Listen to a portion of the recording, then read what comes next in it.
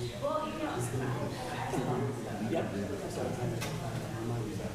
Right. It's funny, my dad took my dad took and so people mom down here.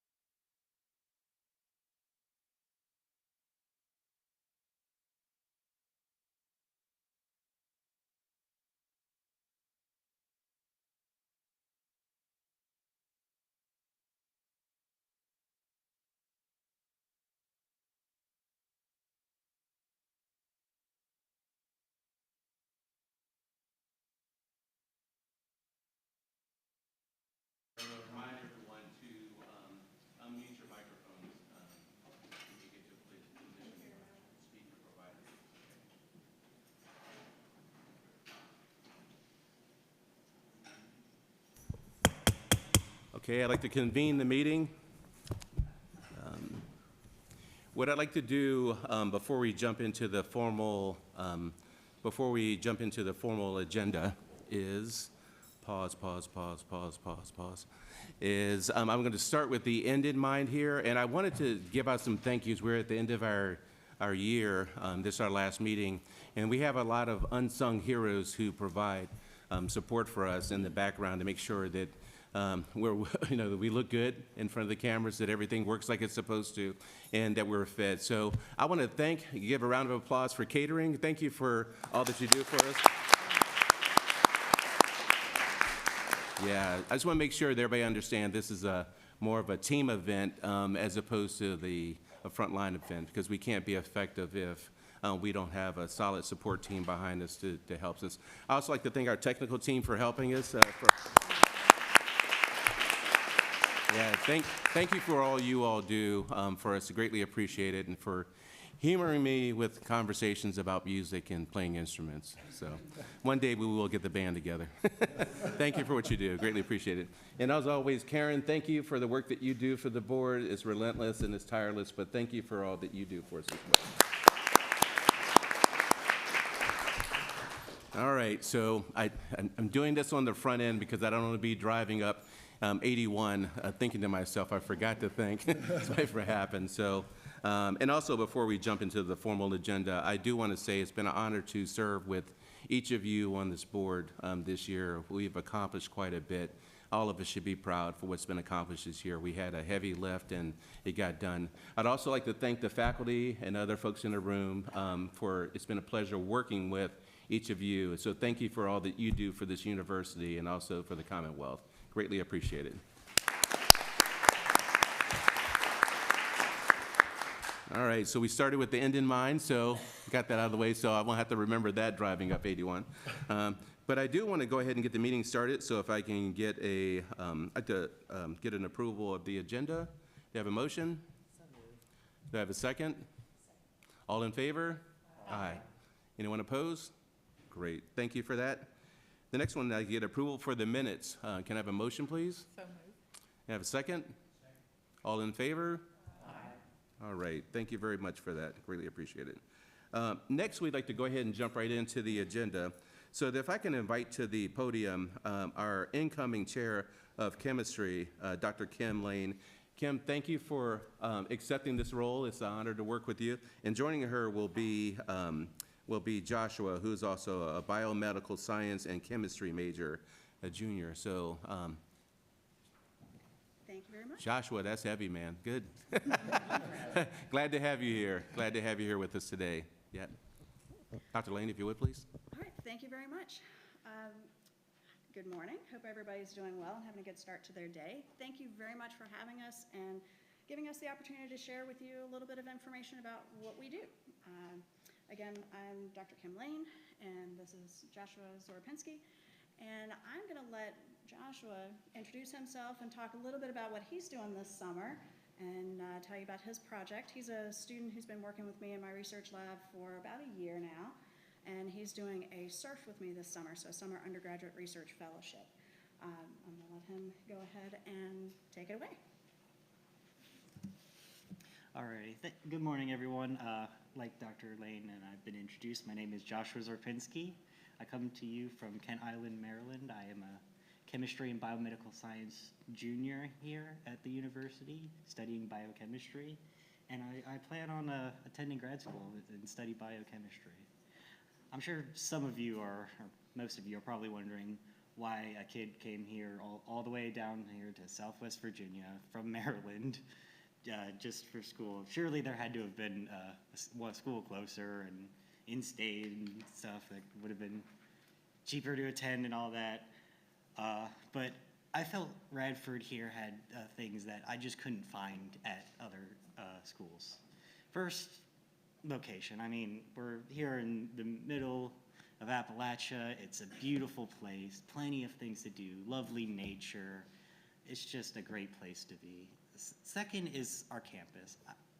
I personally feel that our campus is better than almost every other campus I've ever been to, even like big schools. We have beautifully renovated buildings that are well-equipped, and as a science major, we have tons of fun tools and gadgets that we get to play with as undergraduates that in other institutions may not even have, or like they might have, but undergraduates don't get to use them. Which kind of brings me to my third point is I think our program here is great. We, as undergraduates, get to do so much.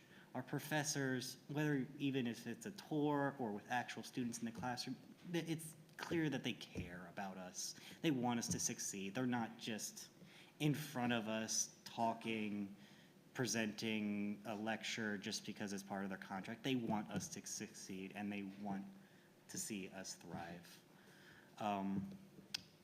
And the other thing that we have a good program is that I'm able to be here today because of undergraduate research. I'm sure all of you know when you apply for a job, they want to see two things: your education and your experience.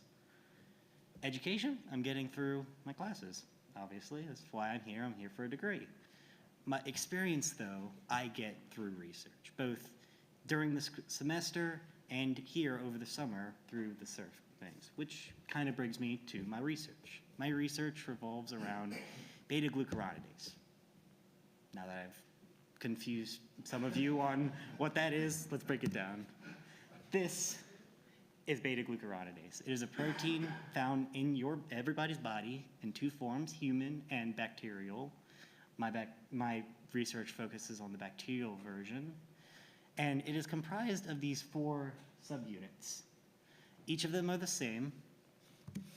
They're the same unit, and the purpose of this protein, essentially, in short, is to cut sugar off of molecules. When you take a drug, one way it's removed from the body is the liver attaches a sugar to it so it can pass through the intestines and out of your body. Bacteria like sugar, so they produce this protein. They cut the sugar off, they use it. That's fine most of the time. 99% of the time, it's completely fine. It's already out of the body thing. But when you have certain cancer and chemotherapy agents, that's an issue when you cut that sugar off. It then exposes the intestinal lining directly to that chemotherapy agent, causing dose-limiting damages. And, I mean, that's clearly not something we want. And as a cancer survivor myself, when I read Dr. Lane was doing research on cancer proteins, I thought it was great. I'm like, yay, let's get into that.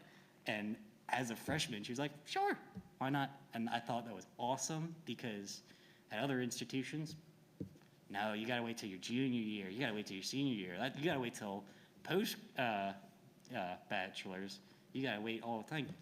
No, freshman, go, let's go. Sure, let's get into the weeds of it, even though you've barely even taken Gen Chem. So the specific part of this protein, so we have this huge protein. There it goes. But I only care about this portion right here. This is the Z77 binding site, which is an inhibitory site of it. Basically, we are looking at this portion because if you can prevent the protein from working, you don't have a problem. So my research is looking at this site and kind of trying to understand how molecules bind to it. Not only to understand this site in general, but hopefully to apply it to all sorts of different things and use it hopefully to further develop structure-based drug design. Not only do I think I'm here just because I think this research is cool and it's fun and all that, but this thing, and specifically the SURF grant, gives me an opportunity to build myself as a researcher, as a student, as a future employee. It gives me an opportunity to build things like communication skills, problem-solving skills, professionalism. Heck, I'm here in front of you today talking about my research in a formal meeting. I mean, it's just a great opportunity, which I think brings me back to what you wanted to say.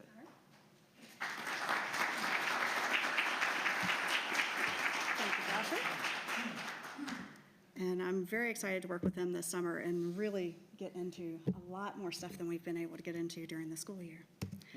I do want to kind of wrap up and just give you a little bit of information about our department and thinking about how we address work-based learning and thinking about research opportunities within our department. Nearly 100% of our graduates over the last 5 years have participated in some form of undergraduate research, whether that has been a single semester, but most of our students end up researching with us multiple semesters, sometimes multiple years over their time here. Our students are being paid to conduct summer research, both here and at other institutions. We currently have, including Joshua, we have 3 Radford University SURF students. We have one student who is doing an NSF RAU, or Research Experiences for Undergraduates, at UT Dallas. We have a student who's participating in a summer College of Pharmacy experience at University of Minnesota. And we have 2 students who are working at Princeton University with Dr. Tim Fuhrer from our department, working as summer undergraduate research fellows in chemistry there. So we've got a lot of research going on this summer, both here and off campus at various sites. Our students present their research at a lot of different forums, both local and then going into regional, national, and even international conferences. Just to give you a little snapshot, one of our students here, this is James Crack. He was one of 3 students who presented at the National ACS, or American Chemical Society, meeting in March. He was actually an invited speaker as an undergraduate, and he was invited because he won the Colloid and Surface Chemistry PUI Student Award in Nanomaterials from the ACS Division of Colloid and Surface Chemistry. And so he was brought in as one of 4 undergraduates across the nation to give a talk in a session that was mostly professors and graduate students and postdocs. So he was one of 4 undergraduates being invited in. He also then in May found out that he won the Undergraduate Student Award in Environmental Chemistry from the ACS Division of Environmental Chemistry. He's going off to grad school starting in the fall at University of Arizona. He's actually a double major in chemistry and geology. So more of an environmental background.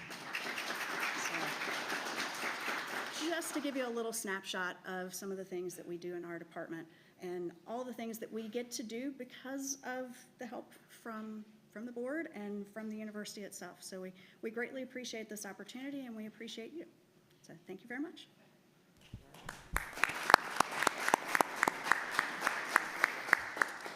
Thank you very much, So if Dr. you have Lane. questions. Really appreciate it. Joshua, continued success to you. Thank you.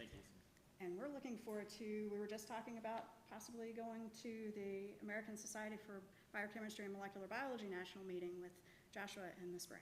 So, Great. There you go. Good deal. yeah. Thank you, Marilyn, for that gift. Joshua, glad to have you here. Thank you very much. Have a great day. Do you have any questions for us? Yes, we do have a comment. Yes, I'm sorry. First, I just have to say, Joshua, I would not consider myself a science person, but I was immediately interested in everything you had to say because of your amazing communication skills and your ability to present this in such a interesting way. So thank you for that. I wish you much success.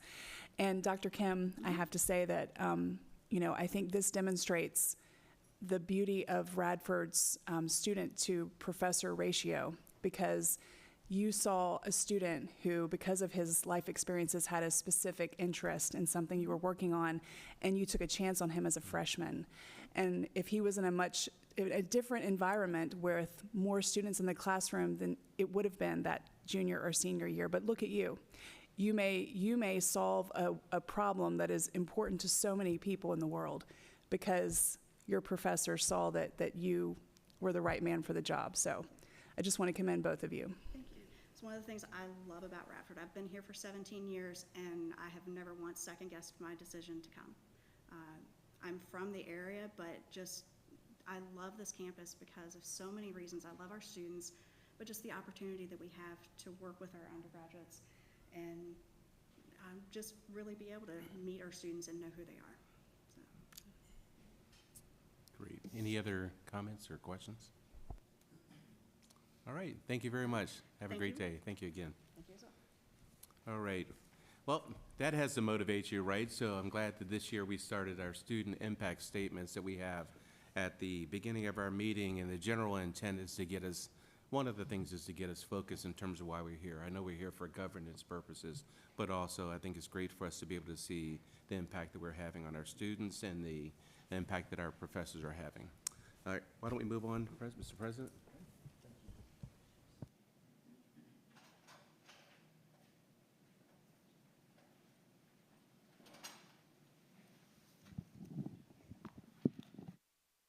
Thank you, Don.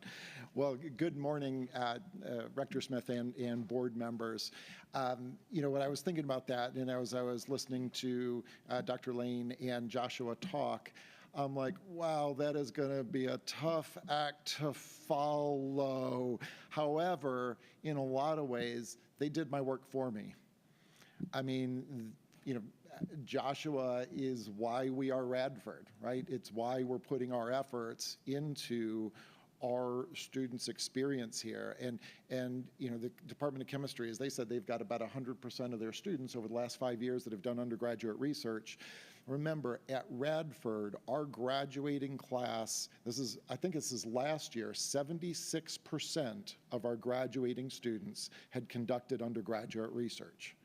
Again, I challenge you to find that elsewhere. That's where we focus. You see the quality of career skills, speaking skills, confidence that comes with that for our students. That's amazing. That's who we are, and they just did a wonderful job with that. Jean Mekalajczyk and Joe Wergau kind of lead our undergraduate research efforts here at the institution. Bethany herself, our provost, you know, both Jean and our provost have served as the president of the National Undergraduate Research Organization. So all this stuff smacks of Radford, and I'm just so proud to have students that are able to articulate their experience and joy of being here present to you. You may be looking at this new stand and saying, what on earth happened? All right, where's the little podium? Well, it's a bigger podium. We are moving to a place where the rules for the American Disability Act continue to change, and in future meetings, there will be kind of closed caption text moving on this. We're moving as we get to a place of public meetings.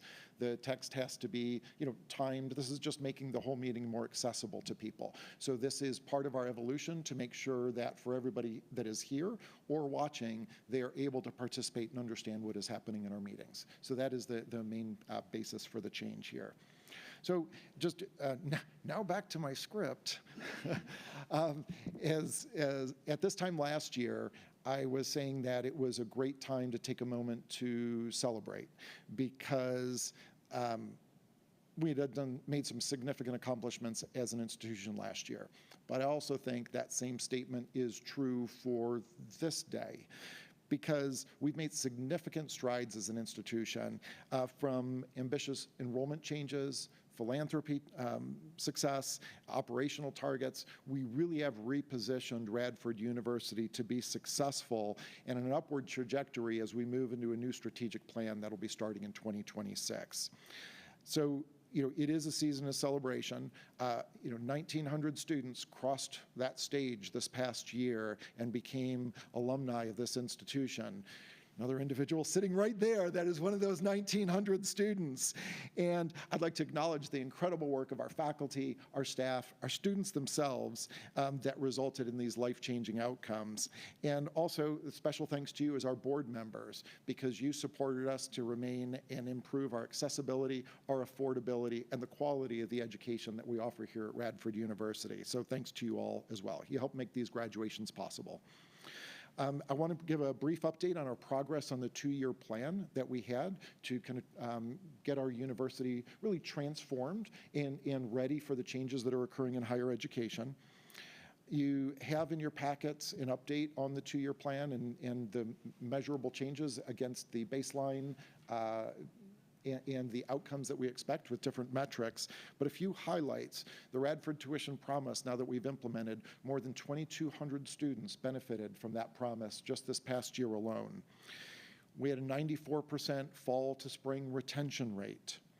We completed the Together campaign and beat our goals and raised more than $106 million at Radford University to support our students. We boosted the brand perception of the university by 16% for people outside this institution. That's a huge move. As part of aligning our curriculum with needs of our students, Academic Affairs worked through and approved a new general education program for this institution. And I will say, while programs have been changing, they're also adding a program, Applied Bioscience, which is a huge need, not just nationally, but in Roanoke, an area that they are specializing. That realignment of curriculum is fantastic for us to be doing as a public institution. Overall, our graduating class, 81% of the students had a high-impact experiential experience while they were here. 76% of that was undergraduate research. An overlapping group, a lot of those students had internships or clinical placements as well. We are launching the co-works at the hub, so part of our integration with the business community that surrounds us, and that links our entrepreneurs and business people to university talent, including our students. We've encouraged more students to utilize well-being opportunities at the university. And just over this past year, there was an increase of 211% of students taking advantage of those opportunities. We successfully restructured and streamlined the Division of Academic Affairs. I say we, it was really Bethany and her team that led that. There's a lot that's under the hood there, but that's a great repositioning to move that group effectively and efficiently going forward. And one of the things that's, I'm sure, dear to the board's heart, we placed the university into a very healthy fiscal position. Not only did we end up where we anticipated budget-wise in general, our expenses were lower, our revenue was higher, so that resulted in some additional carry-forward funds at the end of the budgetary year, which is a wonderful place for us to be. So all these outcomes through this two-year plan are really a solid foundation to move ahead into our next strategic plan. The strategic planning has reached its midpoint. Shortly, you will hear from Drs. Joyner and Hepburn about the update on the progress for that. They'll be immediately following my presentation. And a couple things I want to bring your attention to. To keep our process online, to getting to a point where we can approve a strategic plan at our December meeting, we will be asking for you to approve the new mission for the institution. There's an extended process at Chev that we would like to kick off today to keep that moving so we can be approving the mission at the same time that we're approving the strategic plan. And our mission, our proposed mission, better defines the Radford of today and what we're planning on continuing to be as an institution, and it's much more concise and memorable. I like the short version of it, which is 6 words, but it always gives us a core to react to on how we take action on a day-to-day basis. So we'll be seeking your approval today for that mission. In terms of government relations and state budget, our state and federal outreach is led by a very talented individual who you all know, Lisa Gadati, and she does an amazing job networking across our state with its elected officials, including through Washington, to position us very, very well. And in the amended 24 to 26 budget, which was approved by the governor last month, there were numerous key investments that were approved for Radford University. And these include one-time funding of $2.1 million to support the growth of our nursing here at the university, $1.8 million in additional operating funds that help us keep our tuition low, over $600,000 more for need-based financial aid. There was also authorization for detailed planning for funding a Roanoke Health Sciences building, which is obviously a huge step forward for us as an institution for not only attracting talent here, but educating quality talent and then being able to keep that in this area. We have approval to move forward on the Dalton Hall renovation, and also all university employees will be receiving a 1.5% salary bonus next month. Actually, it's this month, and they will also be receiving a 3% raise for the next fiscal year. So those are all positive budgetary outcomes for the university in this year's budget.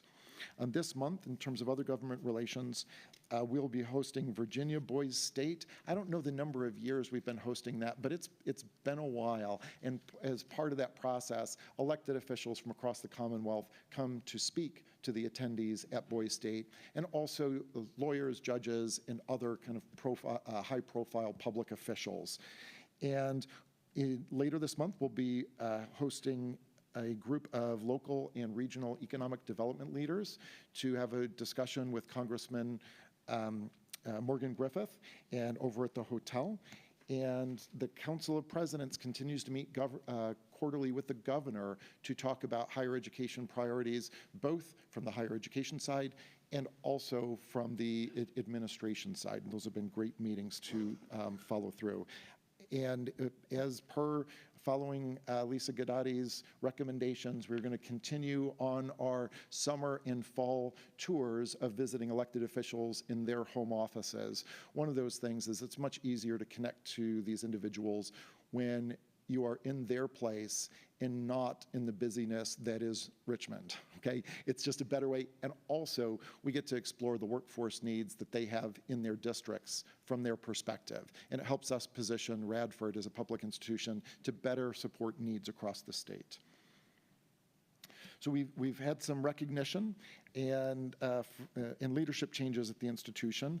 So we were designated as an opportunity college and university, higher access and higher earnings. So the Carnegie classification system you've heard of in the past, there's R1 institutions, right? There's baccalaureate institutions. Well, they just came out with their refined classification system. It was basically, can students get in? And if they get in, do they succeed, and how well do they succeed compared to others? We're the top in both categories. Only 379 institutions across the states receive that recognition out of more than 4,000 institutions of higher education, okay? I believe there's 4 in Virginia, including us, okay? So we received our highest recognition. High access, and our students have high success and outcomes when they graduate. So we're very, very proud of that. Love this stat. Tell all of our elected officials about it. 94% of our graduates are employed or in graduate school within 6 months of graduation. That's a fantastic number, and some people question the value of higher education.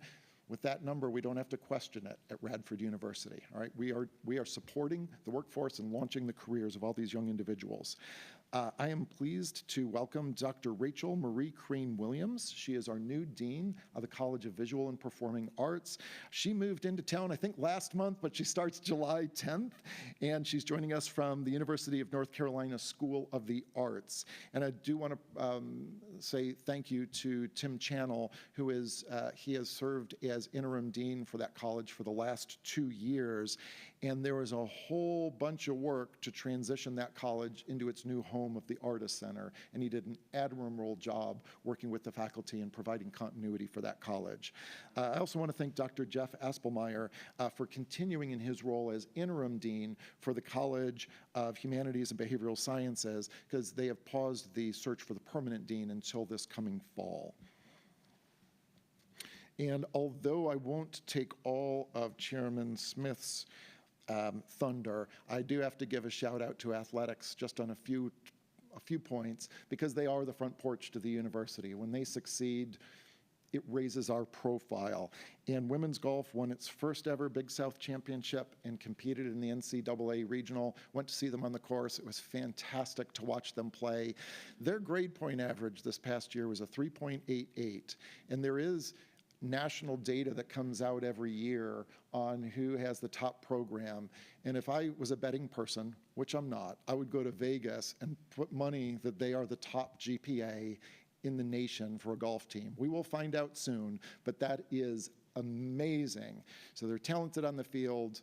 They are talented in the classroom, and I will tell you, they're all amazing individual students as well, amazing people. Softball claimed its 5th regular season title under its new head coach, Kevin Fagan.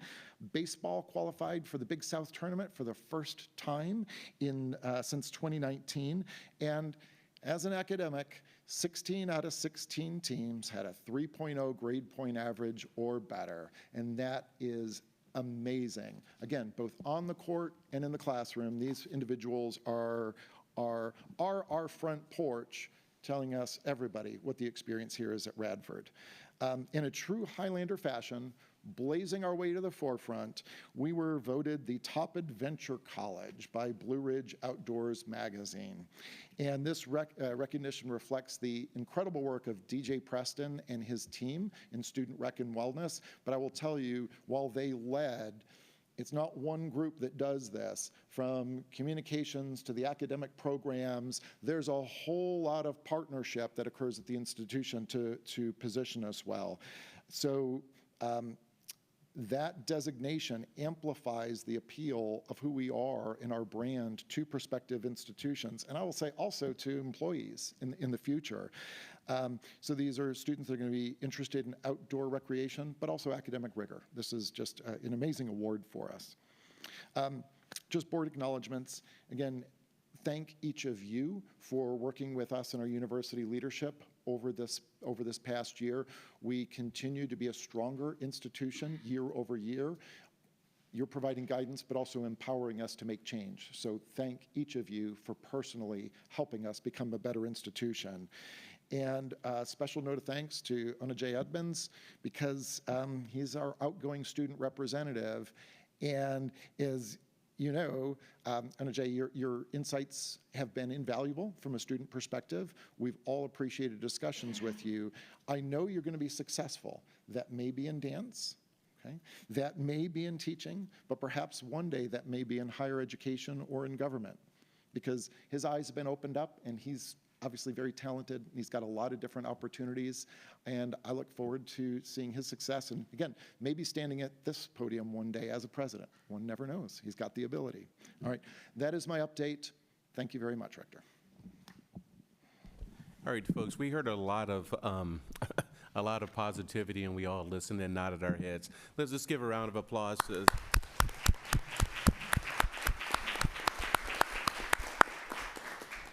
Mr. President, thank you for sharing those updates with us.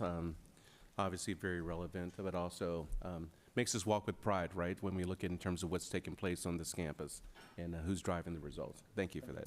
Yeah, greatly appreciate your leadership as well. Okay, next, we should probably just go ahead and move into, that's right, strategic plan update. Sorry, ladies, I'm getting the look from Dr. Joyner. So if you would please join us.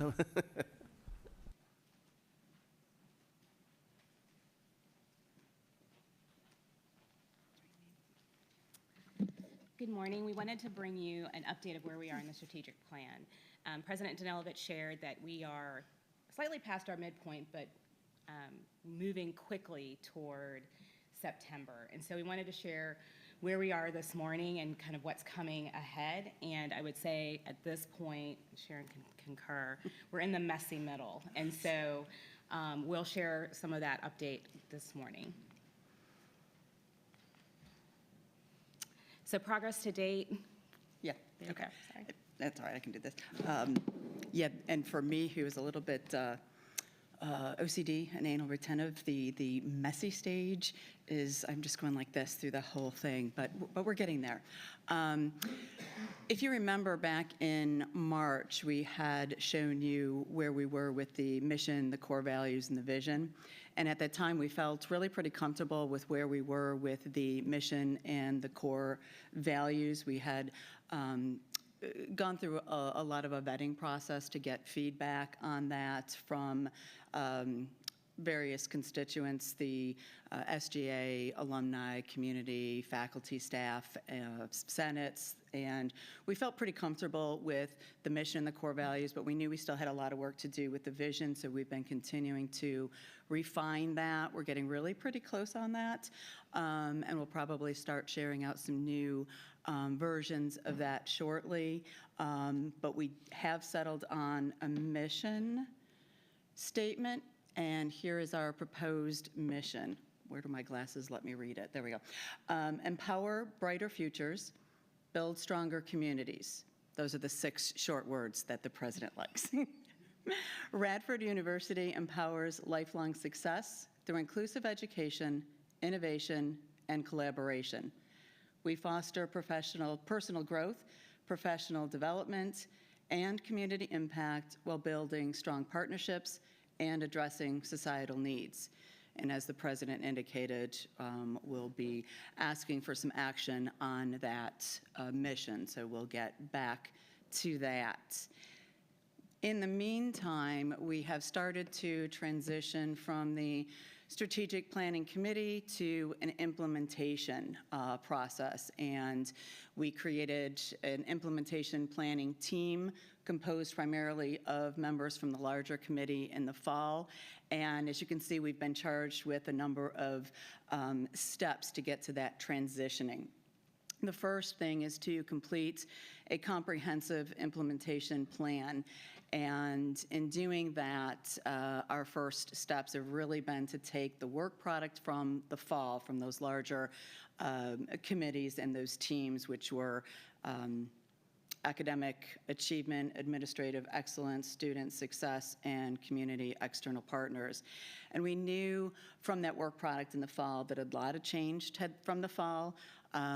We knew more of where we were headed or wanted to head as a university, and so we really needed to take a step back, continuing, refining, and updating the work from the fall. And so we've been making the rounds just to make sure that we haven't missed the mark, that we have started to fill in some of the gaps that there may be, and that work is very, very close to being done.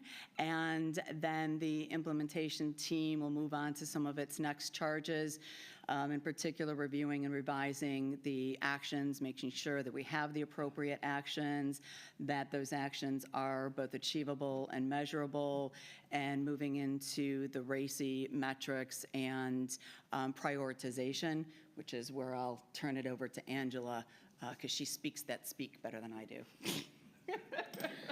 Yeah, so the other piece of that is to really give us the opportunity to think about what are the big opportunities and the initiatives for the institution, how we hold ourselves accountable and transparent to the rest of our community, whether that's our students, our faculty, and staff, and then completing also an investment analysis. So it's great to have a lot of strategies, but we want to make sure we have the resources aligned appropriately during the 6-year period of time.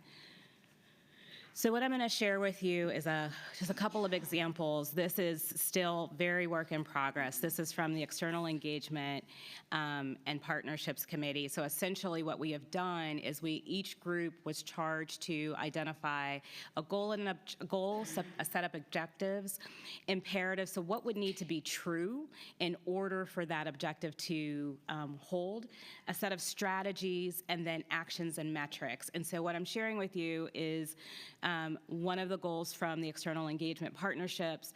You'll see the objectives that align with that. From that objective, we then looked at what are the strategies to support each of the objectives, the metrics, and then going on to actions. Each of the groups, then we pull it all together and look for both overlap, redundancy, clarity, and that's the messy middle we're doing right now. So we're pushing ourselves to say, is that transparent? What does that mean? Does it really belong in this category? And then how do some of the other plans that are concurrently going on would fit in with our overall strategic plan? So this is just 2 parts of the goal. What you would see is a full chart that we have that goes through each of those things. And right now I will tell you, if we added all of those up, we're somewhere around the range, depending upon whose group, and if I add them all together, we're probably over 100 and something strategies. And so that's our opportunity to narrow that down, because we also need to make sure that we're honest about what can we actually achieve over the 6-year period?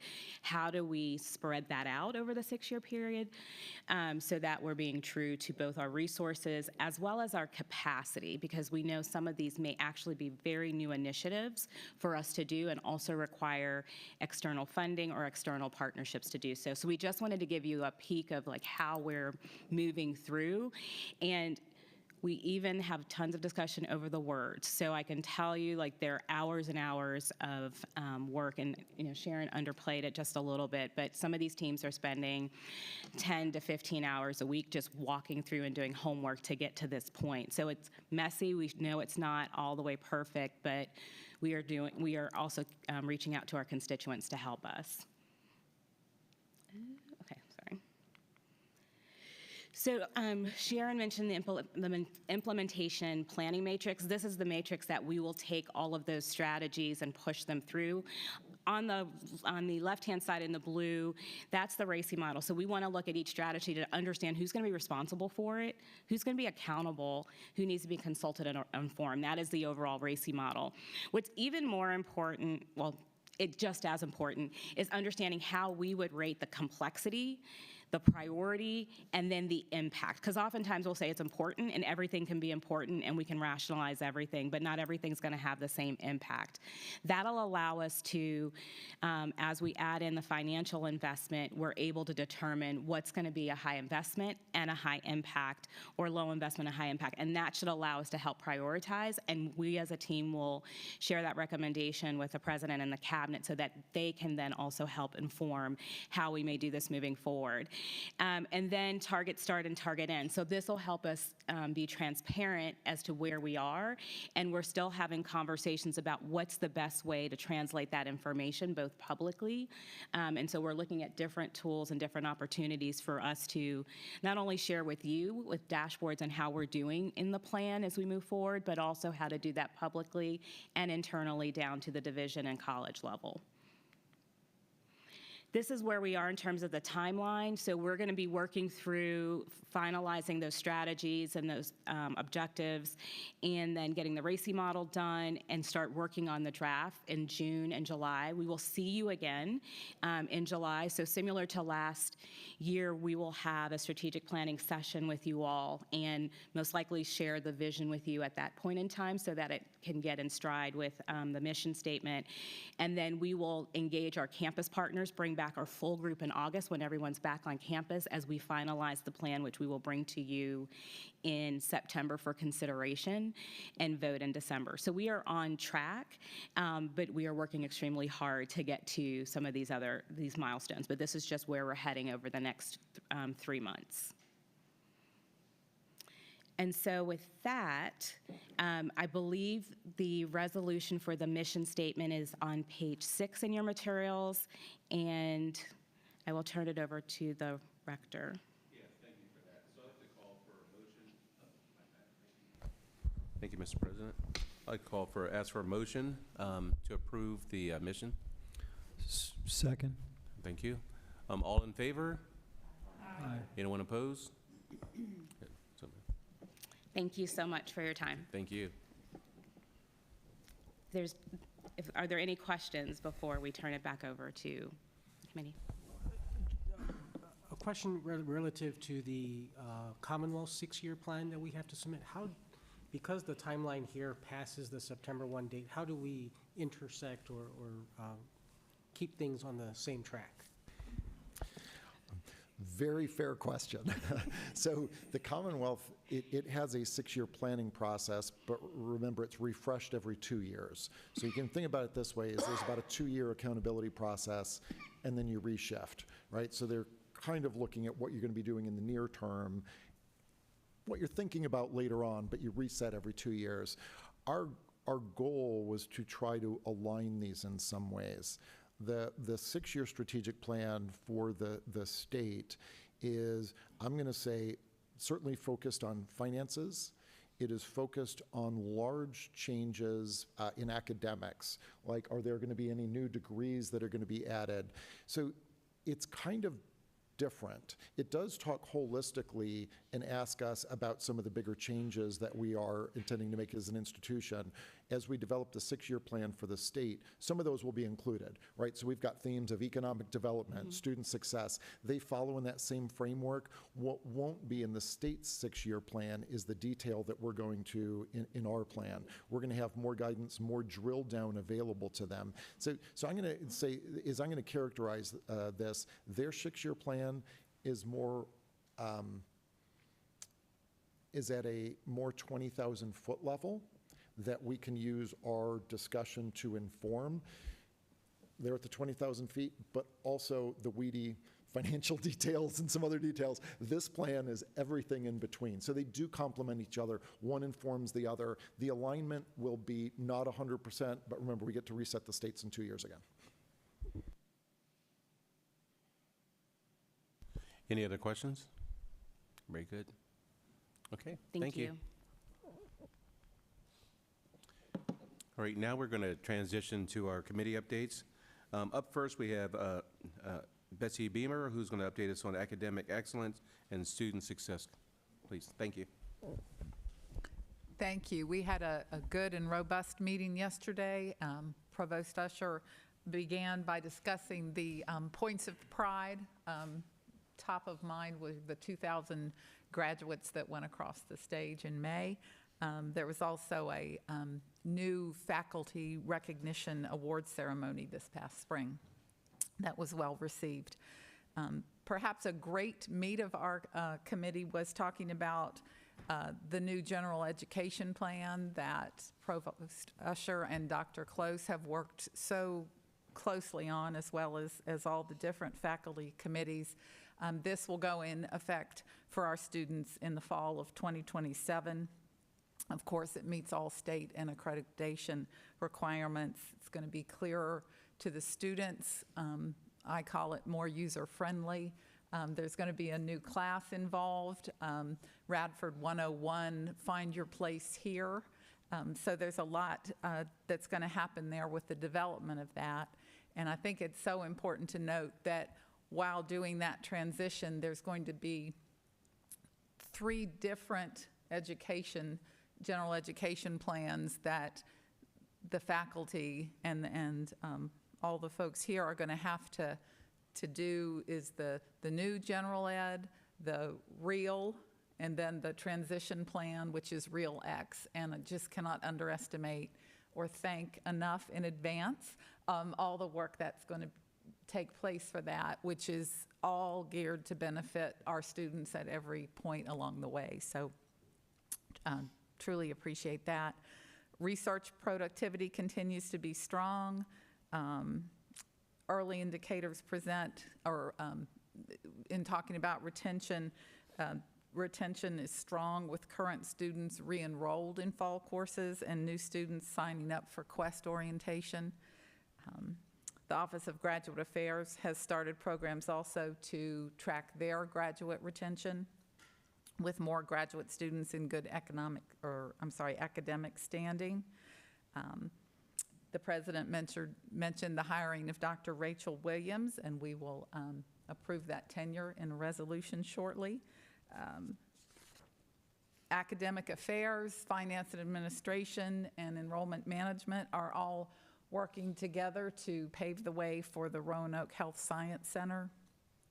And there was also a notification of 6 faculty being awarded emeritus status. So congratulations and thanks to all of them for their service. I'm going to present all of our voting items in a block, and I'll just go through them quickly. The approval of the teaching and research faculty tenure for Dr. Williams.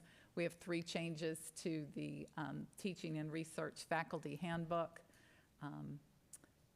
We have the new Bachelor of Science in Applied Biotechnology, and we have a housekeeping item where we are once again being so grateful and thankful to the Davis family, and we will again honor the naming of the College of Business and Economics as the Sandra C. Davis and William C. Davis College of Business and Economics. So I present these to you, Rector Smith, as a recommendation from the committee. Yeah, can I get a motion to move forward? So moved. Got to get a second? Second. All in favor? Aye. Anyone opposed? So moved. Thank you. Yeah. Great update. A lot of work. Thank you for your efforts. Yeah, greatly appreciate it. Okay, next I'd like to transition to Dr. Betty Jo Foster to provide us with an update on Business Affairs and Audit Committee, if you would, please. The Business Affairs and Audit Committee did meet yesterday, of course. We have quite a few just informational items, but no action items this time. Mr. David Rasnick presented the results of the university's fiscal year 2024 financial statement audit, and the university will receive an unmodified opinion from that audit. After that, Mrs. Margaret McManus presented the following items. She presented an oral report related to the quarterly review we receive each time of the university discretionary funds. And then there were 3 audit reports from Mrs. McManus. The IT audit of account management for the cloud-hosted application automatic data processing, ADP, lots of acronyms. And the IT audit of Titanium for the Center for Assessment and Psychological Services. And the third was the IT audit of the Titanium for the Student Counseling Services. We had all of that in our packet, and all the information is there for you to read if you'd like. And she always presents a follow-up audit status report indicating which items have been completed, and if they're not completed, the date that they will be completed. So I do appreciate Ms. McManus and her hard work and her team for the audit position they have, and as I always say, not just auditing things, but offering assistance and guidance to faculty and anyone, staff, as they go through it in each of their departments. She's always there to help and guide and answer questions, and that means so much. From the finance and administration side, Mr. George Courtney, Associate Vice President for Facilities Management, provided just an exciting update on all the capital projects. And those include Chick-fil-A, esports, which seems to be really growing here at Radford. We had some examples of that. Tyler and Norwood, the Cogen project, Dalton Hall, the Roanoke Innovation Carta, the amphitheater, and of course all the infrastructure projects, which on one slide doesn't seem so much, but when you think about all the infrastructure at this college, it's overwhelming as to what keeps a college moving and operating efficiently there. So as a copy of those updates, of course, are in our packet. Then Dr. Rob Hoover presented an update on all the positive progress towards the division's 2-year goals for 24-26. And I'll mention the top 3 there for them. There are 3 main goals. One was to improve the integration and transparency through a comprehensive budget and planning process. And everyone in this room has been involved with the workshops, with the board, with the faculty, with the leadership, and we always find that helpful. That's where we dig in to get down in the weeds, I call it, and understand what makes a college work financially. As you know, the tuition and fee recommendations were approved in March by the board. And also, we will continue the Radford Tuition Promise. We've had great results from that. Even in my home area, I've talked to some students who said to me, I could not have gone if it had not been for that. Thank you all for making that a possibility. The second major goal for that division is creating a comprehensive program plan for physical space and facilities. They've analyzed all the current and the projected space for the Roanoke program planning study. As you know, Radford received approximately $13 million, and we don't have the final budget yet, in state funding for the planning study for that site. And they've also completed an inventory of all the on-campus space and occupants. And I don't know about you, but I just can almost envision that building in Roanoke, and it makes me really excited. I'm trying to think, how old will I be, and when can I come back to see that building? So that is so important to get all those people in the same space and working together and making it just a seamless environment there. And their third goal there is an integrated workforce development model. So the finance and administration area is building an effective and supportive HR approach to everything they do.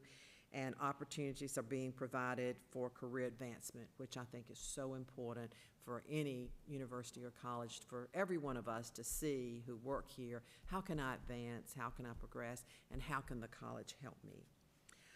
Dr. Hoover also presented an overview and a timeline of the 6-year plan.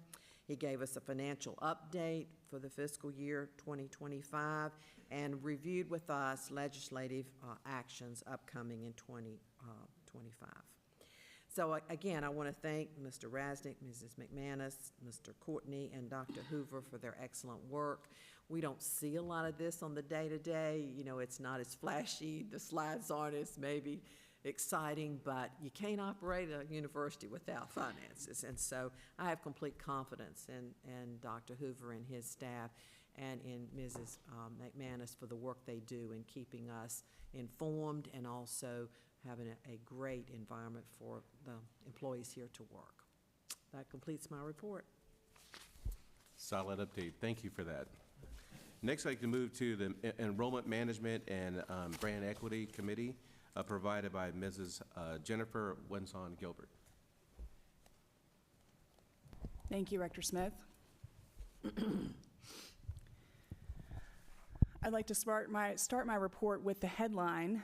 Radford's enrollment deposits show that last year's wonderful enrollment numbers were not an anomaly. Instead, it's becoming a trend that is stabilizing enrollment here at Radford University. Freshman deposits show a slight increase this year, while transfer deposits show a slight decrease, demonstrating that steady stabilization.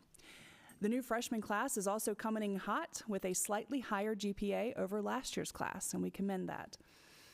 I also want to note that the number of graduate students choosing to continue their education at Radford is up a whopping 43% over last fall, which is just tremendous. As we know, Pell Grants are very important at Radford. Nearly 40% of students are recipients. Dr. Danette Gomez-Bean was pleased to announce a new money award to make sure that these students find success here. Though through the Pell Initiative for Virginia, Radford has received more than $2.7 million that's being used to launch a set of institution-wide barrier removal initiatives, also known as capital I, lowercase w, capital B, capital R. This includes 3 committees: the Enrollment Operations Group, the Student Success Council, and Student Success Advocates, 3 groups that are meeting every 2 weeks to drill down on strategies to retain these students and make sure they succeed and thrive at Radford, making sure they find their place here. Dr. Gomez-Bean and her staff continue to work on the university's communication plan. This was a major goal, as we know, coming out of last summer's retreat. A framework is in place, and the board can expect to see a working draft next month at this year's retreat, with plans to finalize it in the fall and adopt it alongside the university's strategic plan in December.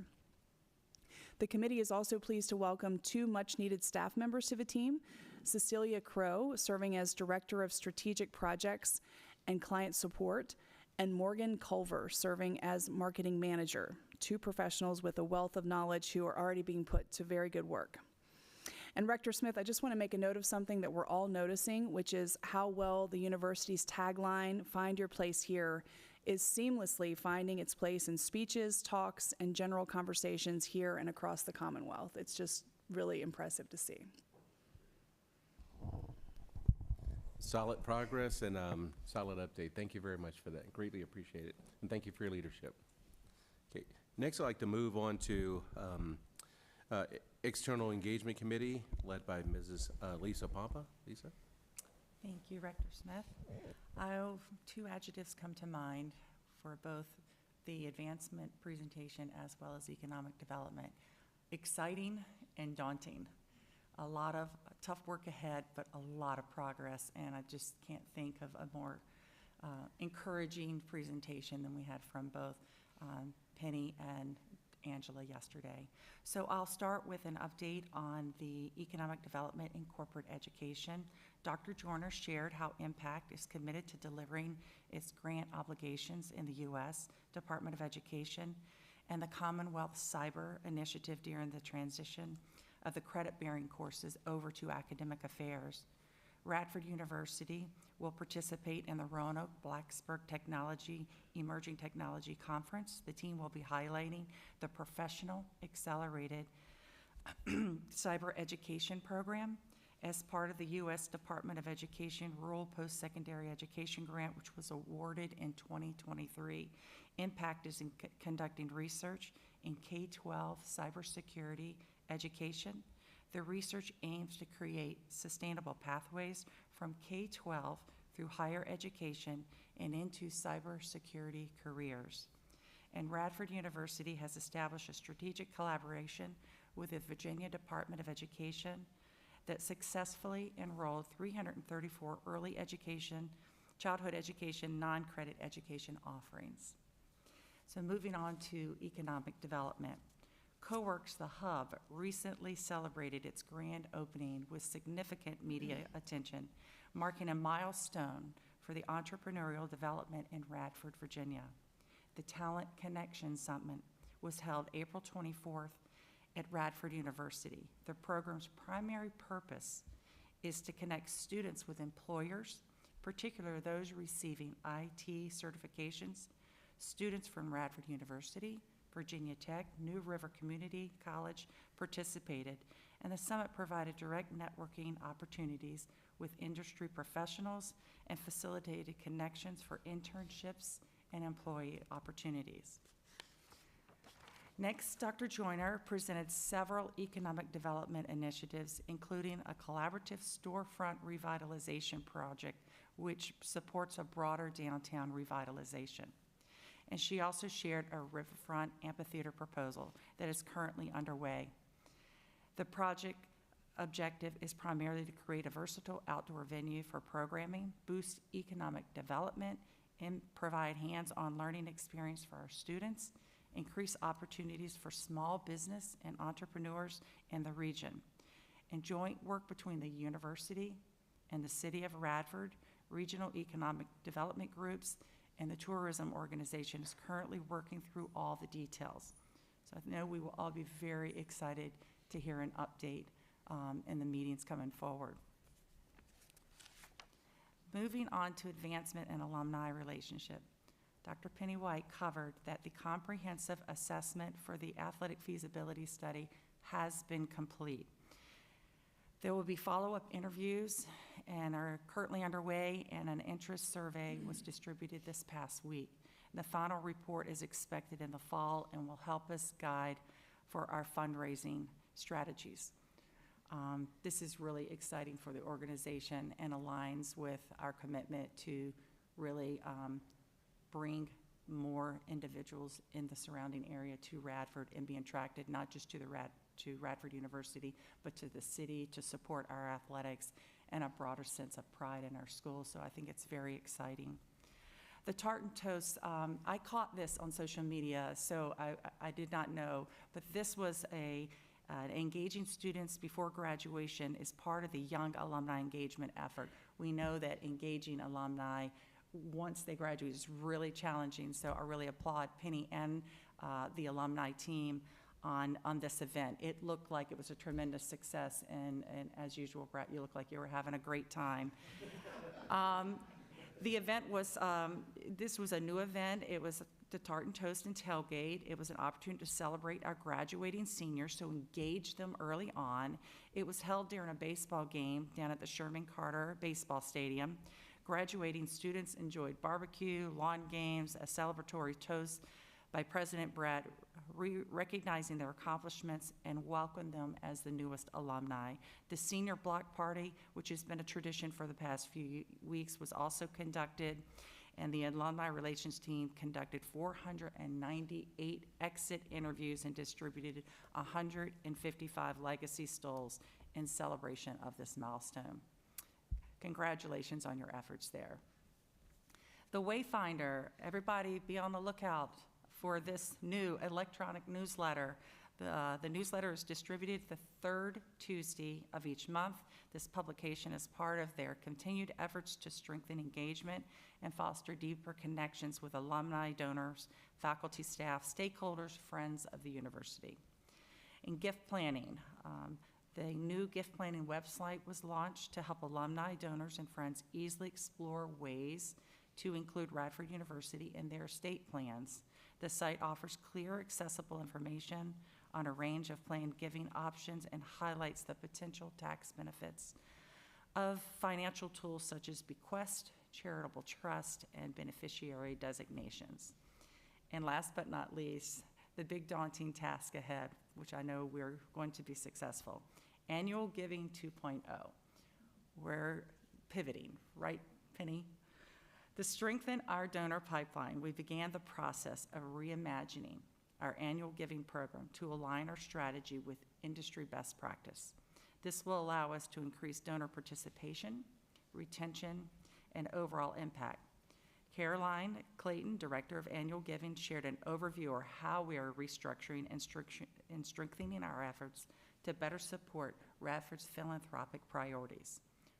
The goal is to reach 1 million and engage 3,000 unduplicated donors by the end of fiscal year 25, with a strong focus on alumni donor retention. And this concludes my report. Thank you for the update, and thank you for your leadership as well. I'd be remiss if I didn't make mention of a great source of pride that I have, not only in partnering with each of you on the board, but also the legacy we have in terms of 100% giving from our board. So I encourage those of you who've given, thank you very much. Those of you who haven't, there's still an opportunity for you to do so. And just know that, we would prefer that you give at what level you think you are comfortable with, and also where you think it would be necessary. Now, there is a Board of Visitors foundation gift kind of a thing, a scholarship, if you will. So if you're not sure where you want to give, then that's an opportunity. And also, if you work with Dr. Penny White, she can help you otherwise. But once again, we don't have set numbers for this, but it should be a great source of pride. We're all dedicating a tremendous amount of time to the university to move it forward, and why not give financially where you can, and once again, at a level that you're comfortable with. All right? That concludes this public service announcement. Everybody's eyebrows were turning in. All right. Penny, the check's coming. All right. Good. All right. Next, I'd like to move on to Student Affairs and Athletics Committee, led by Mr. David Smith. David? Thank you, Rector. In the Student Affairs area, up first, we'll start with the Student Government Association. The SGA sponsored 37 events throughout this academic year with an overall attendance of over 2,300 people, averaging 62 people per event. Spring events included Sexual Assault Awareness Month, Unity Fest, and stress-free activities before finals. Could have used that back in the day, right? Creating a positive environment and making connections allowed SGA to collaborate with other student organizations like the Peer Health Educators. Other accomplishments include interacting with the student body, catering programming around student needs, and fulfilling agendas that were put into motion years prior. The SGA Senate passed a syllabus resolution to share the interest students have expressed in having access to course syllabi prior to registering for the next semester's classes. Being able to review a syllabus prior to registration would enable students to make a more informed choice when choosing classes or professors and decrease the rate of classes dropped. The resolution will be sent to Dr. Tragerson and Provost Usher. Elections occurred April 6th through 10th. Results for the 2025-2026 academic year are President Owen Starr, Vice President Riley Meadows, Chief Activities Officer Nia Roberts, Chief Financial Officer Corin Gregg. Approximately 24 cabinet or Senate members will be returning for the fall. In the area of student affairs, Dr. Tragerson, Vice President of Student Affairs, reported the division is on track and continuing to make progress on the 4 goals in the university's 2-year plan. These include utilizing SALU as a space for well-being engagement, providing space and programs for students to de-stress, reset, and recenter. Say that 3 times, right? Pretty impressive, Jennifer, right? Not bad? Documenting engagement in programs and events and improving the quality of service provided to students. Dr. Tragerson provided an overview of some of the ways the division promotes student engagement and supports well-being. One of those is the residential engagement model, which is a highly relational way of engaging residential students. The model provides support to assist students in finding their place, fostering curiosity and learning, and centers around well-being. She also shared information about the Club Programming Committee, or CPC. This offers dedicated funding, about $60,000 a year, that allows student clubs to apply for monies to support club travel, conference participation, and campus programming. This funding has created access to experiential learning and has led to internships and jobs. As we mentioned earlier, SALU continues to serve as a location for distinctive experiences and programs that support the well-being of students, faculty, staff, and families. The first Stress Less at SALU event was held in late March and offered a range of activities throughout the day and evening. As an example, outdoor yoga, line dancing, hiking, crafting, bonfire, and s'mores. S'mores. I should put that at the front and highlight it, right? The Highlander Pantry also continues to support the well-being of community members with increased usage. The Hunger-Free Campus Food Pantry grant bill passed in the most recent legislative session and is expected to provide grant funding that will further support and help expand the offerings of the pantry, which is outstanding. Student Affairs looks forward to more details and is ready to apply. The Compass program is an initiative supported by a $1.19 million grant awarded by SHEV, spanning 4 years. The program and its staff are dedicated to supporting the retention and graduation of Pell-eligible undergraduates at Radford University and serves as a one-stop advocate to navigate university systems from application through graduation. And lastly, Dr. Trageser announced that Radford University, as we have heard, has officially been named the 2025 Top Adventure College by the Blue Ridge Outdoors magazine. Thank you all for your voting, and more voting. So congratulations to us in that area. So as we transition to intercollegiate athletics, every athletics board of visitors report starts with academic excellence, and excellence is exactly what this is. So hold your applause, because you know I'm going to ask for it, until you hear all of these wonderful numbers. Fall semester was highlighted with an overall GPA of 3.5, and 82% of all student athletes earning a 3.0 or higher. 67% of all student athletes earned a 3.4 or higher, and we had 61 student athletes with a perfect 4.0 GPA. That would be enough. But in second semester, the second straight semester of having all 16 varsity programs earning a team GPA of at least 3.0 or higher. Now's your time.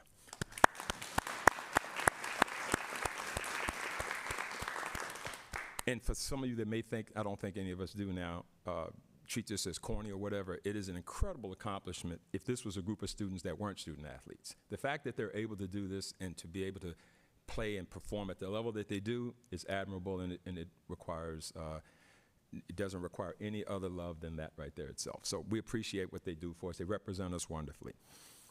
After 18 months of planning, athletics is finalizing their strategic plan for the next 5 years with priorities focused on 4 key areas: student-athlete experience, competitive excellence, resource development, and community engagement. In the area of competitive excellence, spring was highlighted by women's golf winning the Big South Championship for the first time ever, as the president has spoken to earlier, and advancing to the NCAA tournament in Charlottesville, Virginia. If you had a chance, like I did, President, to meet these wonderful people, and maybe at some point we need to get them in here. They're outstanding representatives for our school. Trust me, they do us proud. You would be incredibly impressed with these young ladies, and they're awesome at what they do. And 3.8 GPA to boot. 3.88. I missed an 8. Give them their .8. 8. Okay, got it. There you go. Under first-year coach Kevin Fagan, our softball program won the regular season title and advanced to the semifinals of the Big South Tournament. Softball individual highlights include Dakota Redmond, Big South Pitcher of the Year, Big South Freshman of the Year, and First Team All-Conference. Cassie Barbado, First Team All-Conference and Scholar Athlete of the Year. Grace Bechtal, Rachel Smith, and Kelly Fagan, and Morgan Cooper all earned All-Conference recognition, and our coach Kevin Fagan, Big South Coach of the Year. Men's basketball, athletics has shared with us the dynamic coaching staff that first-year coach Zach Chu has able to assemble. This new staff brings a wide range of experience from the NBA, high-level Division I, international, and the JUCO ranks. And as Marquette talked about yesterday, our athletic director was kind of excited yesterday, and he has good reason to be. It's been a great spring, and he's got a lot to look forward to. And finally, in the area of resource development, update on all external revenue streams includes sponsorship revenue of $408,750 and $2.3 million so far in full year 25 fund drive with over 1,400 donors.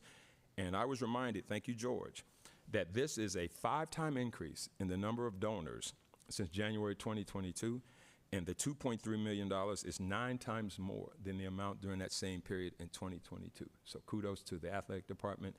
They're winning in a lot of ways. And Rector Smith, this concludes my report. Great, great. David, as always, thank you for your leadership in the area, and please pass on congratulations to the athletic director for work. Job well done.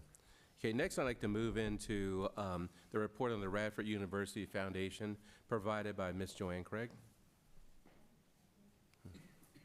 Sorry, thank you. Everyone has the pie chart. I don't think we have any questions on it, but just if you do have questions, I'll answer a few, but John's the expert, so pass those over to him. Yes, great. President Danilovich and Foundation CEO John Cox shared a ribbon cutting this Wednesday at the Highlander Hotel. The Radford Chamber organized that event in celebration of the Highlander becoming a Hilton property. This is a major move for the hotel. And I just want to say, as a board member of Radford University and a resident of the city of Radford, I can't wait to see the impact of being part of Hilton's search engine. We're going to have people come into this town and stay that have never, or would never come here, right? So the interesting thing is they're going to be able to see Radford University right across the street. They're going to be able to participate in the city and increase our commerce, hopefully, there, and our income stream for the city, and be able to see the new river, right, and maybe come back. So I think it's just huge event that happened on Wednesday that seemed very quiet, but it's a big event for the university. The other thing, I'd like to thank John and his team and the foundation board for making this happen, because like I said, the impact's going to be in the future, but I think it's going to be big.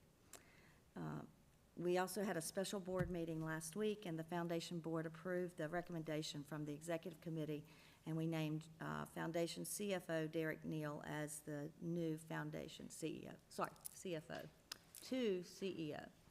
And we're very excited about that. Derek will succeed John, who's retiring at the end of June.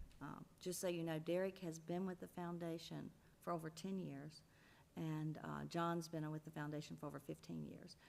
They did do a search, and Derek was the most qualified candidate, and I think he'll carry on John's legacy, but also create some new ventures for us. So we're very excited about that. And I do want to also say that this position is, being on the foundation board is very easy because of what John and his team provide for me, the support, the reporting that they give me, the extra information, and allowing me to call and email and ask questions that might not be that smart. But they always have great answers, and John's just been a great leader, and I just really want to thank him for his service. And housekeeping, just a couple things. The foundation board will be meeting on June 19th, and the preliminary work for the next audit for 2025 will start in late June and should complete around the end of September. So that's all we have to report. Rector Smith. Great, thank you for that. Looking back over my shoulder I like that, we have resolution. Should we do that this time? Okay. I'd like to ask for a motion that we read the resolution, if you don't mind.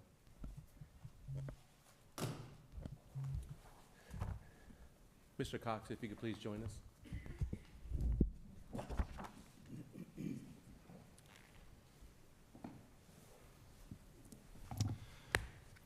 Whereas, round of applause, please.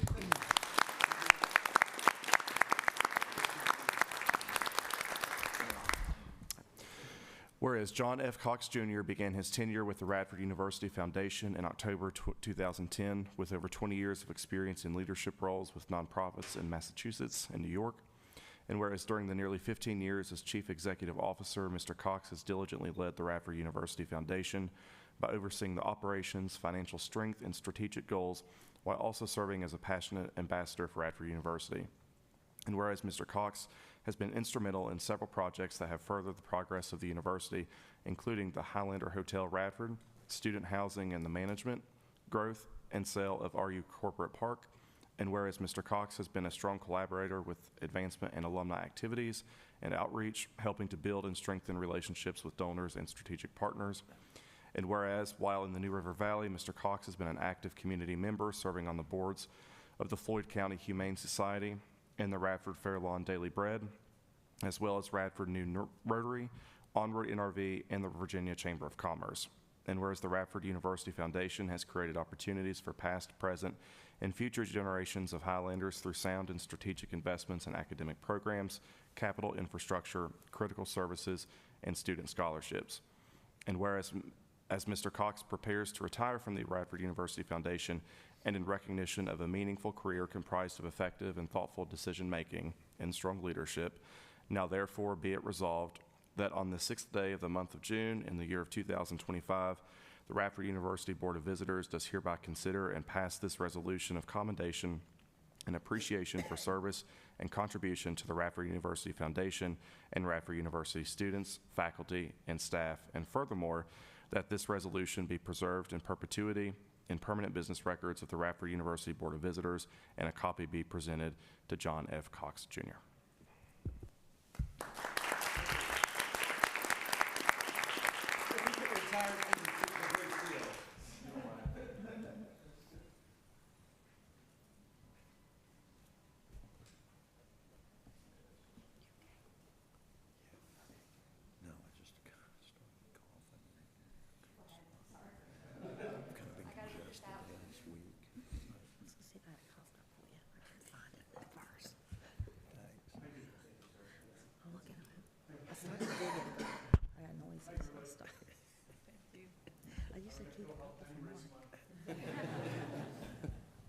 Yeah, we still have them for a few more days, so that's good news, yeah.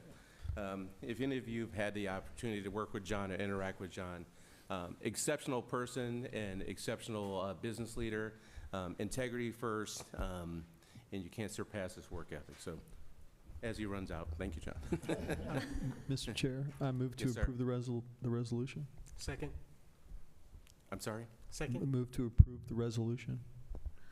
Thank you. His second? Second? All in favor? Aye. Jonathan, thank you. Keep me honest here. There you go. Thank you. Thank you, sir. Okay. Next, I'd like to move to, in terms of a report by the Board of Visitors from the faculty representative to the board, Mr. Matthew Close, Dr. Matthew Close, I'm sorry. Thank you.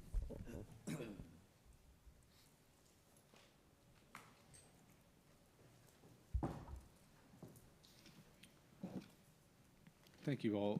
My report's going to consist of the report of the faculty morale survey and provide a little bit of context for it. I won't go through every detail of the survey, but at the end you'll see the there'll be a link if you're interested in viewing it and downloading it and marking it up, whatever you'd like to do with it as a board. I want to also highlight at the beginning here that the faculty morale survey is not something that I do personally. I don't carry it out. I don't do the analysis. It's actually done by the Campus Environment Committee of the Faculty Senate. So it's a group of faculty, many of whom have expertise in quantitative and qualitative analysis of results. And I just get the joy of reporting it to you all. I want to give you a little bit of background on these surveys. Tell you kind of who owns the survey and different components of it. We'll talk through some of the details of the quantitative results of the 2024 faculty morale survey, and then kind of look at some of those trends and next steps moving forward.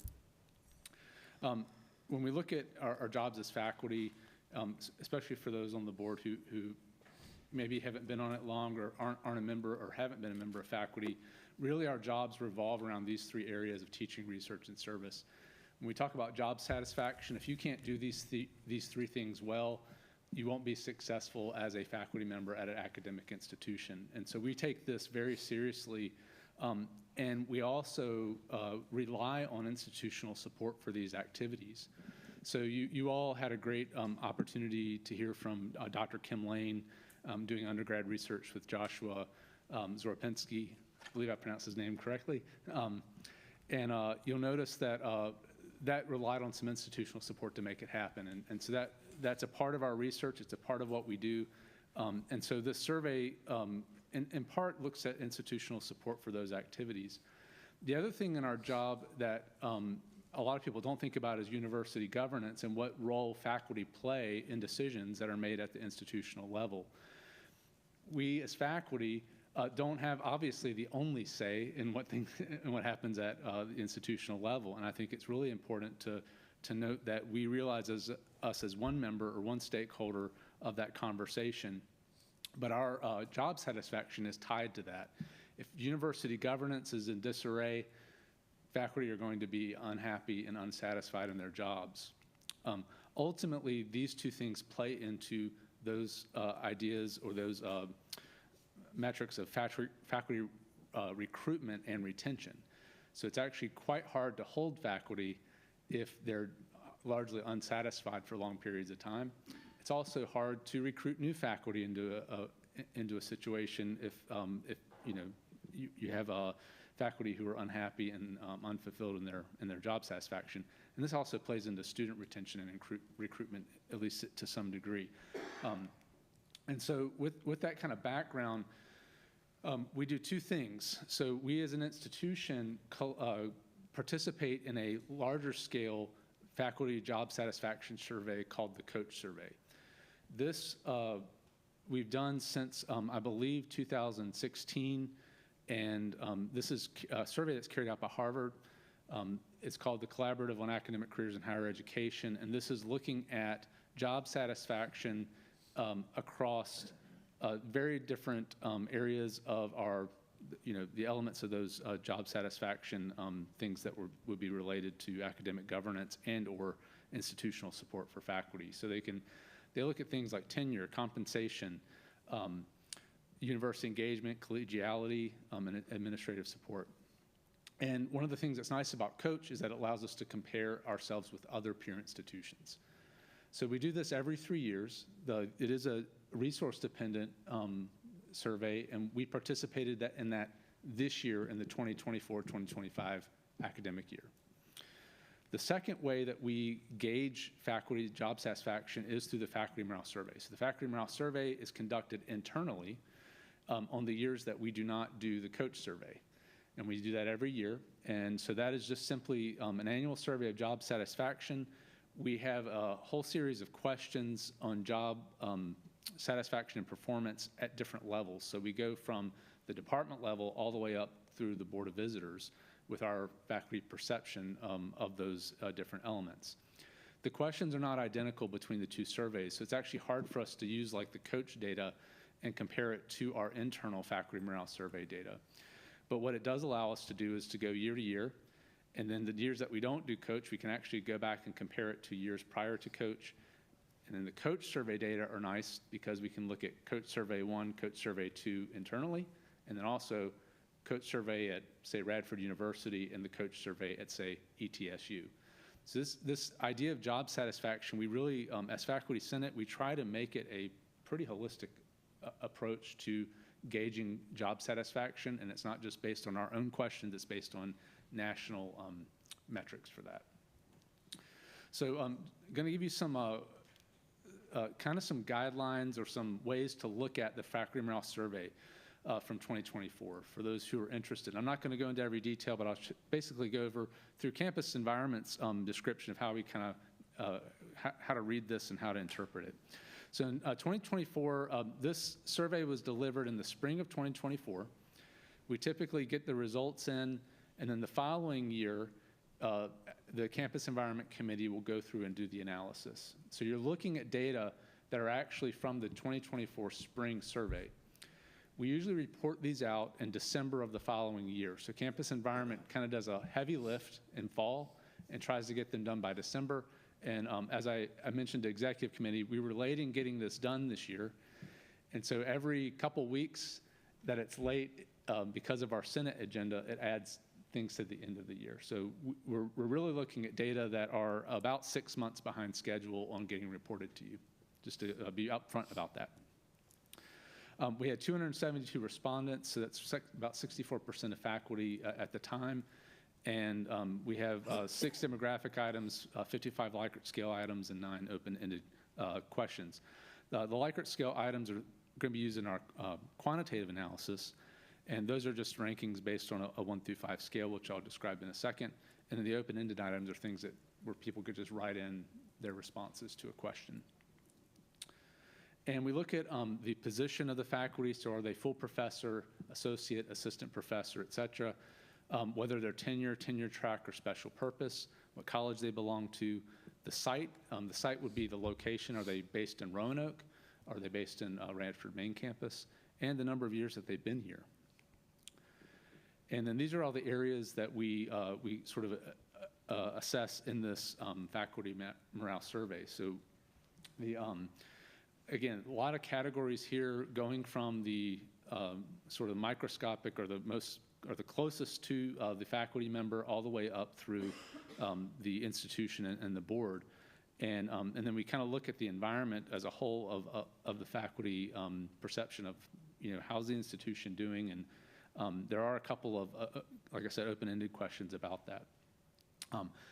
We are slowly getting away from the integration of RU and RUC. So I do want to mention that it is on here. We report on RUC and RU integration. We're not calling it merger anymore. We're well past merger, but there are still outstanding issues that we deal with on a regular basis with these, and so it is an important thing to gauge. But I do think that area will slowly fade as we become much more aligned in terms of our strategic mission as a university. All right, so this is a sample of one of the tables that you would see in the analysis. Again, it's based on a 1 to 5 Likert scale, 1 being strongly disagree and 5 being agree. So every question that's organized like this would just ask for a response of a 1 to 5. And the way that you'll see this in the report, and how I'll report some of the quantitative data today, is looking across the averages for those questions for every year that we've done the survey. So just really quickly to show you, if you go from left to right, you're looking all the way back to 2014. You'll notice that there are some years that are missing here. So some of those are usually because we've done the coach survey that year, so we don't do the faculty morale survey.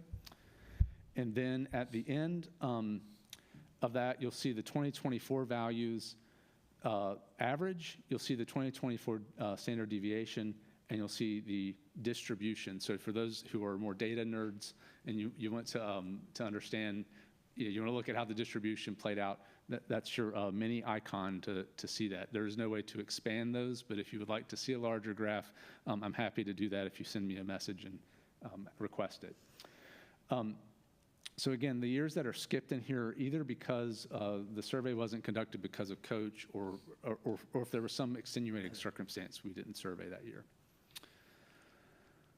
If you see a box that is highlighted in red, this is coded so that you can understand that there was a significant decrease in an average. So we take into account the error and report whether or not that is going to be an increase or decrease.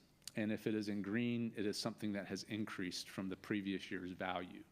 So we're not looking at the 2014 to 2024 trend. We're actually just comparing the previous FMS to the current FMS. And these are just samples. I'll go through the tables for each of the quantitative here in a second. And in addition to the quantitative, I'm not going to be going into the details of the qualitative, but for those interested in looking at the survey, if you go in and you're kind of wondering what is this qualitative, so these are those open-ended questions. These have been coded, so that means that if someone wrote a comment in that seemed to be positive or negative, they were coded as positive or negative or mixed based on what that group who was doing the analysis coded them as. And then they were summarized together. So the data never identify faculty members individually. We don't even identify them to those demographic data. We are just looking at summary wholly of a particular question. The pie chart on the right, it will show you sort of the distribution or the percentages of those positive, neutral, negative, and mixed comments. And then each one of these qualitative metrics would have a table that kind of summarizes each of those areas. So it is really interesting data. They help us to explain why some of the quantitative data may be what they are, but they're not necessarily the only thing that we use, and it's a lot to unpack. So when we go through the qualitative, again, I'm not going to present those today, but we look at those and we think, are there areas that we can identify as ways that we can improve as an institution? And then do we work with the president? Do we work with the provost? Do we work internally? Do we work with departments to get those things done? All right, so I'll present some of these quantitative results. I asked Karen for about 12 to 15 minutes, so hopefully this, I'll get done in time for you all. Looking at that first level, so this is the department or school level, you'll notice that most of those questions are relatively flat compared to the previous year. So we haven't improved or decreased significantly. In general, the trends are upward. So for the first three questions, we have a slight increase again, but ultimately they're relatively flat. And I'll issue one erratum. Question 6 and 7 got melded together in this table.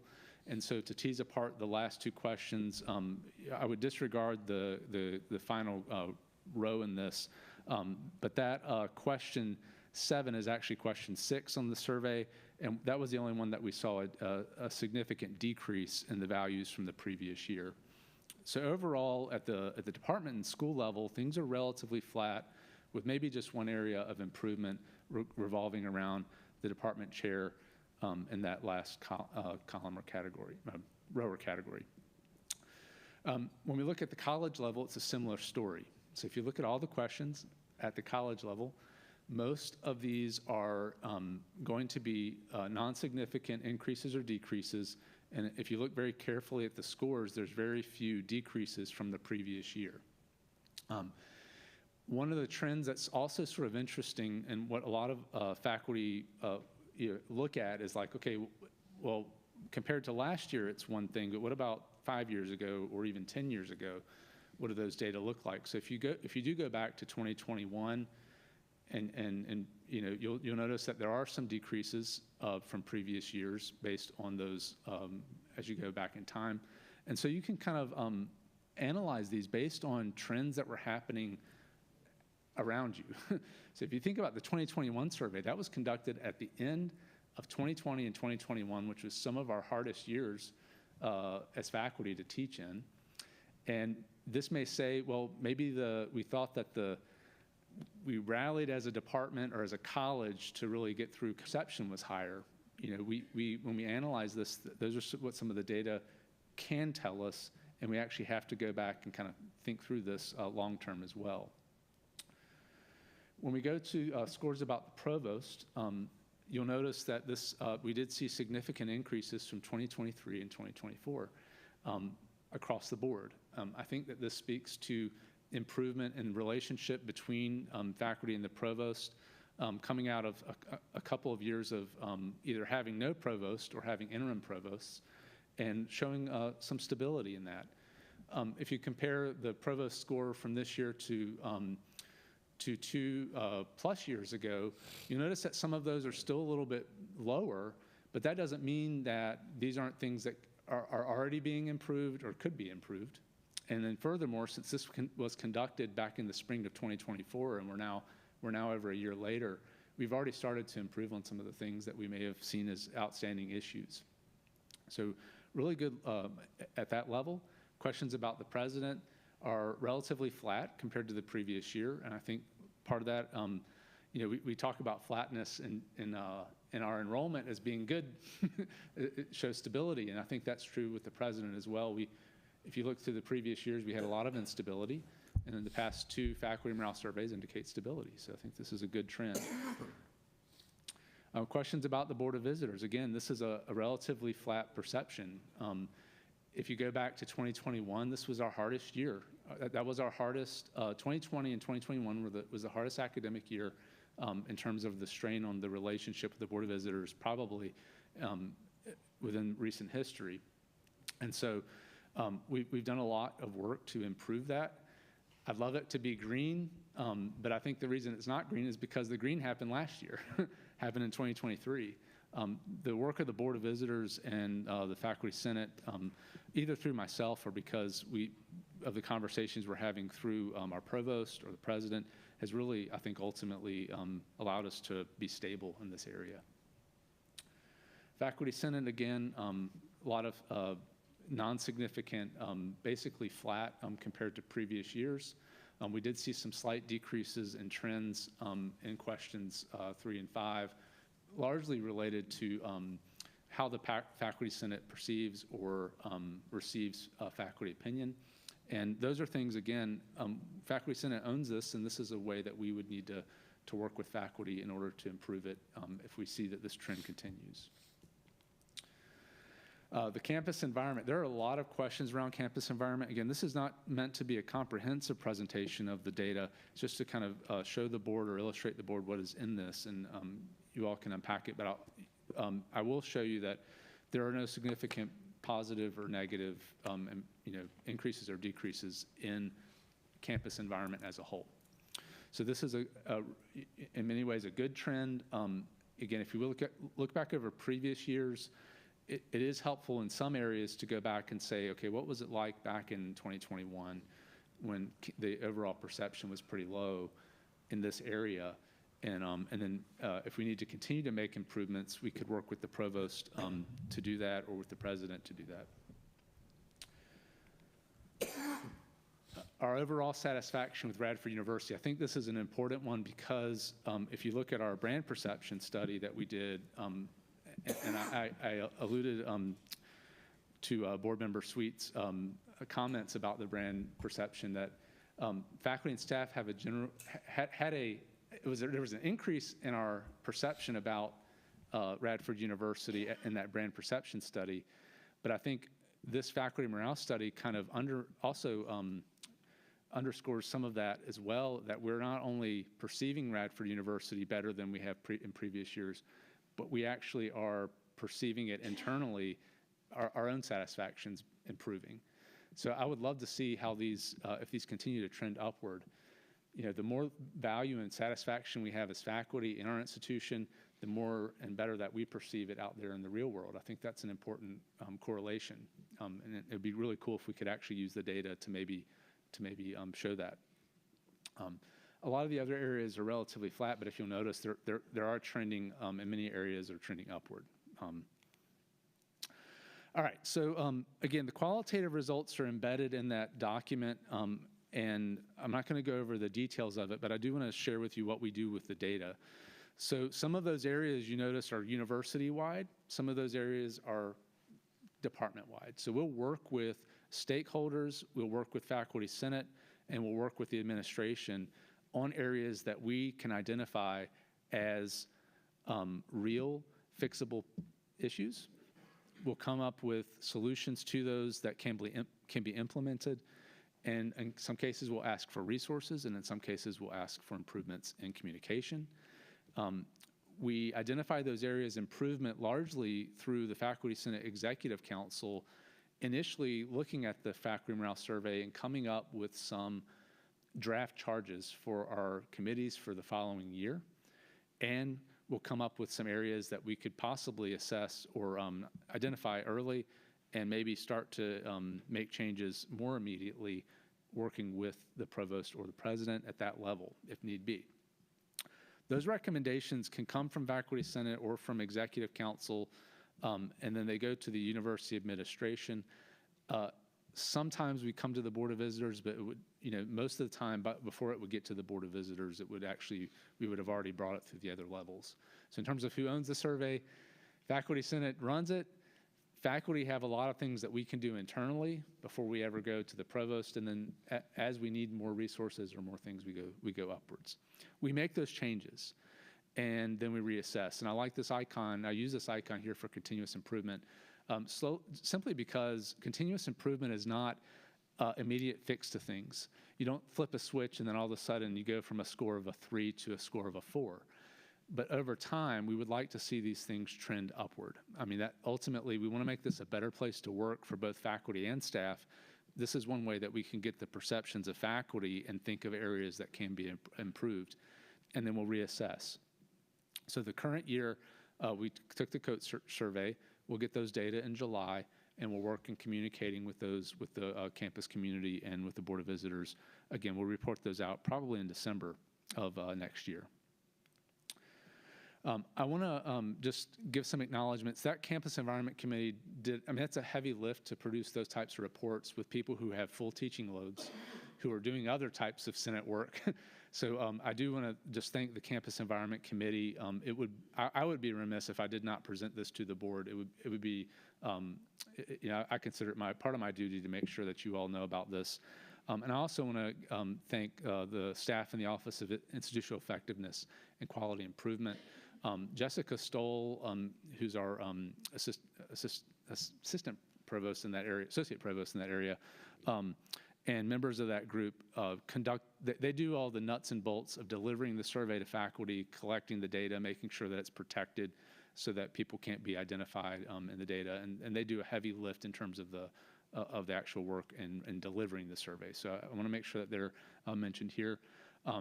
If you do want to take a deep dive into this, I have a QR code. You're welcome to pull your phones out if you would like to do it, or you could use the link that is provided in the slides. And I'm happy to answer any questions that you have at this time, if we have time. Any questions? Yes, George? Regarding the evaluation for the provost. So I recall back in 2023, the comment by your predecessor was, in the last 5 years, we've had 4 interim provosts. But I noted that the scores were quite high and are probably probably going to show up in the 2025 results. But what did those interim provosts do well during those periods of instability? Because it seems odd to me that you would have seen scores like this if there was a change every year. Keep in mind who the interim provosts were. Many of the interim provosts were faculty at some point, or deans. So some of our deans were faculty. So for instance, Dean Rogers was a faculty member in the biology department before he became an administrator. Joe Scartelli was a member of the music department. So these were internal people. Even though faculty view administrators as administrators, I think that when you have faculty members in those roles, you might perceive them a little less as an outsider. So you may rate them. This is my take on it. Again, I'm not a social scientist. I'm not a psychologist. I'm not. In fact, I would probably go ask our psychologists about this. But as a member of Faculty Senate, I can definitely say that you would rate the people who rose up through the ranks a little bit differently than an interim provost who was hired from an outside agency. And that's actually a really good question. That when we hire external candidates, do they automatically get a lower score just in general? If you look at some of the trends here, are the lower scores? Are those years that we had an outside hire? I'm not positive about that, but that would be my guess, is that's how it was. But okay, anyone else? Okay, Matt, I'd like to thank you for your partnership and your leadership. It's been tremendous, and we're looking forward to working with you again in the upcoming year. So congratulations on getting voted as a Senate President another year. Congratulations to you.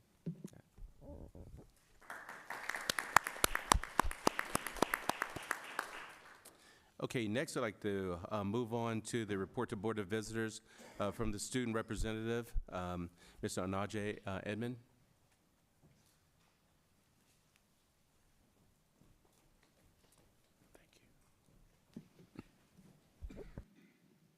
Well, good morning. So it has been an honor serving as your student representative this academic year. Today, I'll share some insights on my view of student engagement, some of the challenges that I think we face, and a few suggestions as we move forward. So yeah, it's a step down from Dr. Close's presentation. So I think one of the major challenges we face is overcommitment. I think a lot of times we see the same students kind of at the same, you see the same students all the time. And as a student who was out and about, you know, you get very close to these same people who you see on a regular basis. So in this, you know, and this overcommitment can often lead to burnout, which, you know, balancing jobs, academics, and leadership roles. Another barrier, I think, is lack of awareness. Students miss out on some of the resources or some of the opportunities simply because some may not be promoted as well as others. Financial limitations also prevent students from participating in some of the campus events we have here, some of the conferences or even leadership opportunities. And finally, I think there are still some gaps in belonging and on-campus connections. Some students, I think, struggle to see themselves reflected in campus culture or finding spaces that they feel inclusive or welcomed. And I also want to say that these are like a small majority. That's sorry, small minor. Of students. I don't think that this is everyone, but of course, as we know, like student engagement has gotten a lot better, especially from my freshman year to now, but I'm kind of focusing on the students who we still need to reach out to. And I think some of the ways we can improve is, I think, peer-to-peer reach out. A lot of, I think, the students who I know that do get out is because we talk to each other. Like, hey, I'm going to this thing. Let's go together. We're going to have a great time. And let's find incentives, whether it's food. As a broke college student, free food is always the first place to go. Swag, and I think just recognition goes a long way with boosting participation. And most importantly, I think that we should continue to support student-led initiatives like Illuminate. I think and encourage student organizations to find initiatives that they're really passionate about and see what they can bring to the table. So next, I wanted to give some general maybe suggestions that I would give our next student representatives. First, structured feedback, such as regular surveys as well, focus groups, and to keep a pulse on campus life. I think building a stronger relationship with SGA and other student organizations will create more unity and alignment. I also recommend connecting with Board of Visitors student representatives among the Commonwealth. When I went to JMU, that was an amazing experience, and hearing what they have going on at their campuses and being able to reflect on how we align with that was a really, really impactful experience. And last, there's one thing I think would be really, really interesting to see how it plays out is to have like a junior shadow. So the one thing about this position, I think once you kind of get an understanding of it, it goes by like that. And I think having somebody under the current student representative would be seamless. So maybe there's an initiative that they're working on together. So now instead of having 1 year to focus on an initiative, you could have 2 years dedicated towards that, and see maybe how that compared from the first year to the current year. Yeah, now, lastly, this experience has been just absolutely amazing. Serving in this role has truly been transformative. I've grown not only as a student leader, but as a future public servant, committed to advocacy and community building. Thank you all for your guidance, your support, and the opportunity to represent the students at the highest level. And I want to give a few special thank yous. So first, I want to thank Rector Smith for your mentorship, your guidance. You have been amazing to get to know, and I love cracking jokes with you. Separately. Thank you, President Brett. Your leadership when you've come to this institution has just been absolutely amazing, and being able to compare, for me, my experience, how it was before you got here to now, it's been completely different. I think you are maybe the biggest reason as to why students are now active on campus, because we see you, and it doesn't go unnoticed. And I really want to thank Dr. Susan Tregesser and Tricia Smith.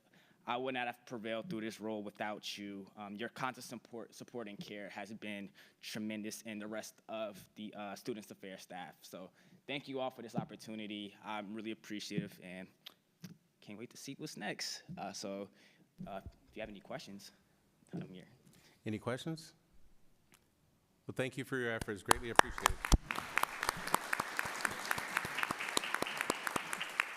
Now, if you would join us back at the seal, we'd love to give you a plaque of our show of our appreciation.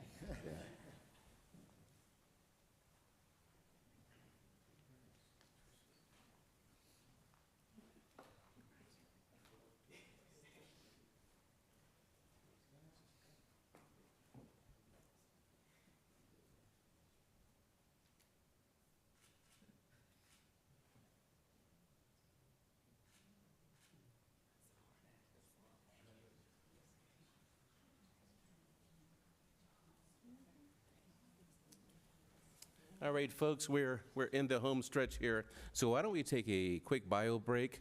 So we'll start at 10 after the hour, so 15 minutes. It's currently 5 till. Thank you.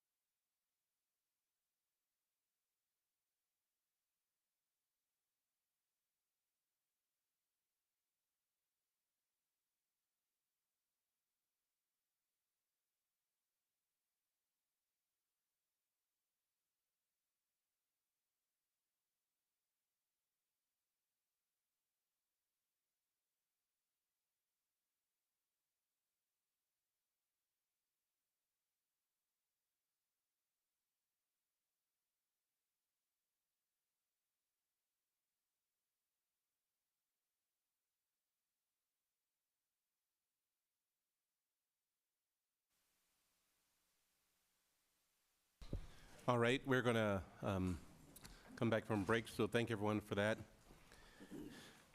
I'd like to move us into a closed session.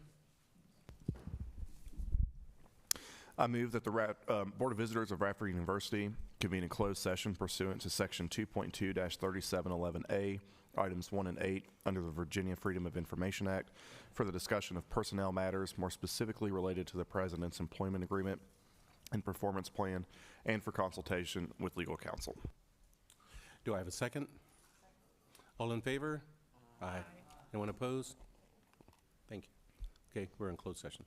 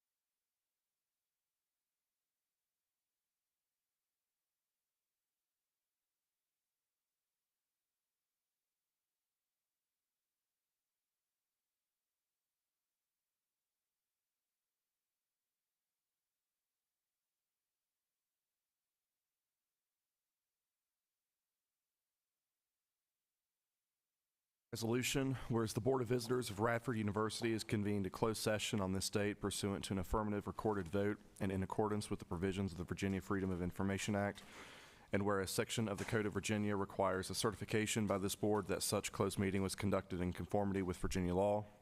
Now therefore be it resolved, the board certifies that, to the best of each member's knowledge, only public business matters lawfully exempted from open meeting requirements under this chapter were discussed in the closed meeting to which this certification resolution applies, and only such public business matters as were identified in the motion by which the closed session was convened were heard, discussed, or considered by the board.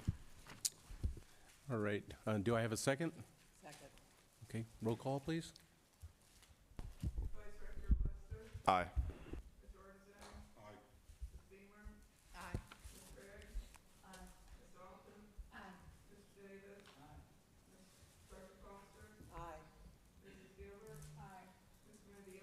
Aye.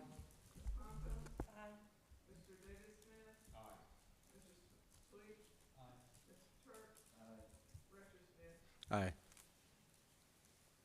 All right, thank you. I want to thank everyone for their efforts during our closed session.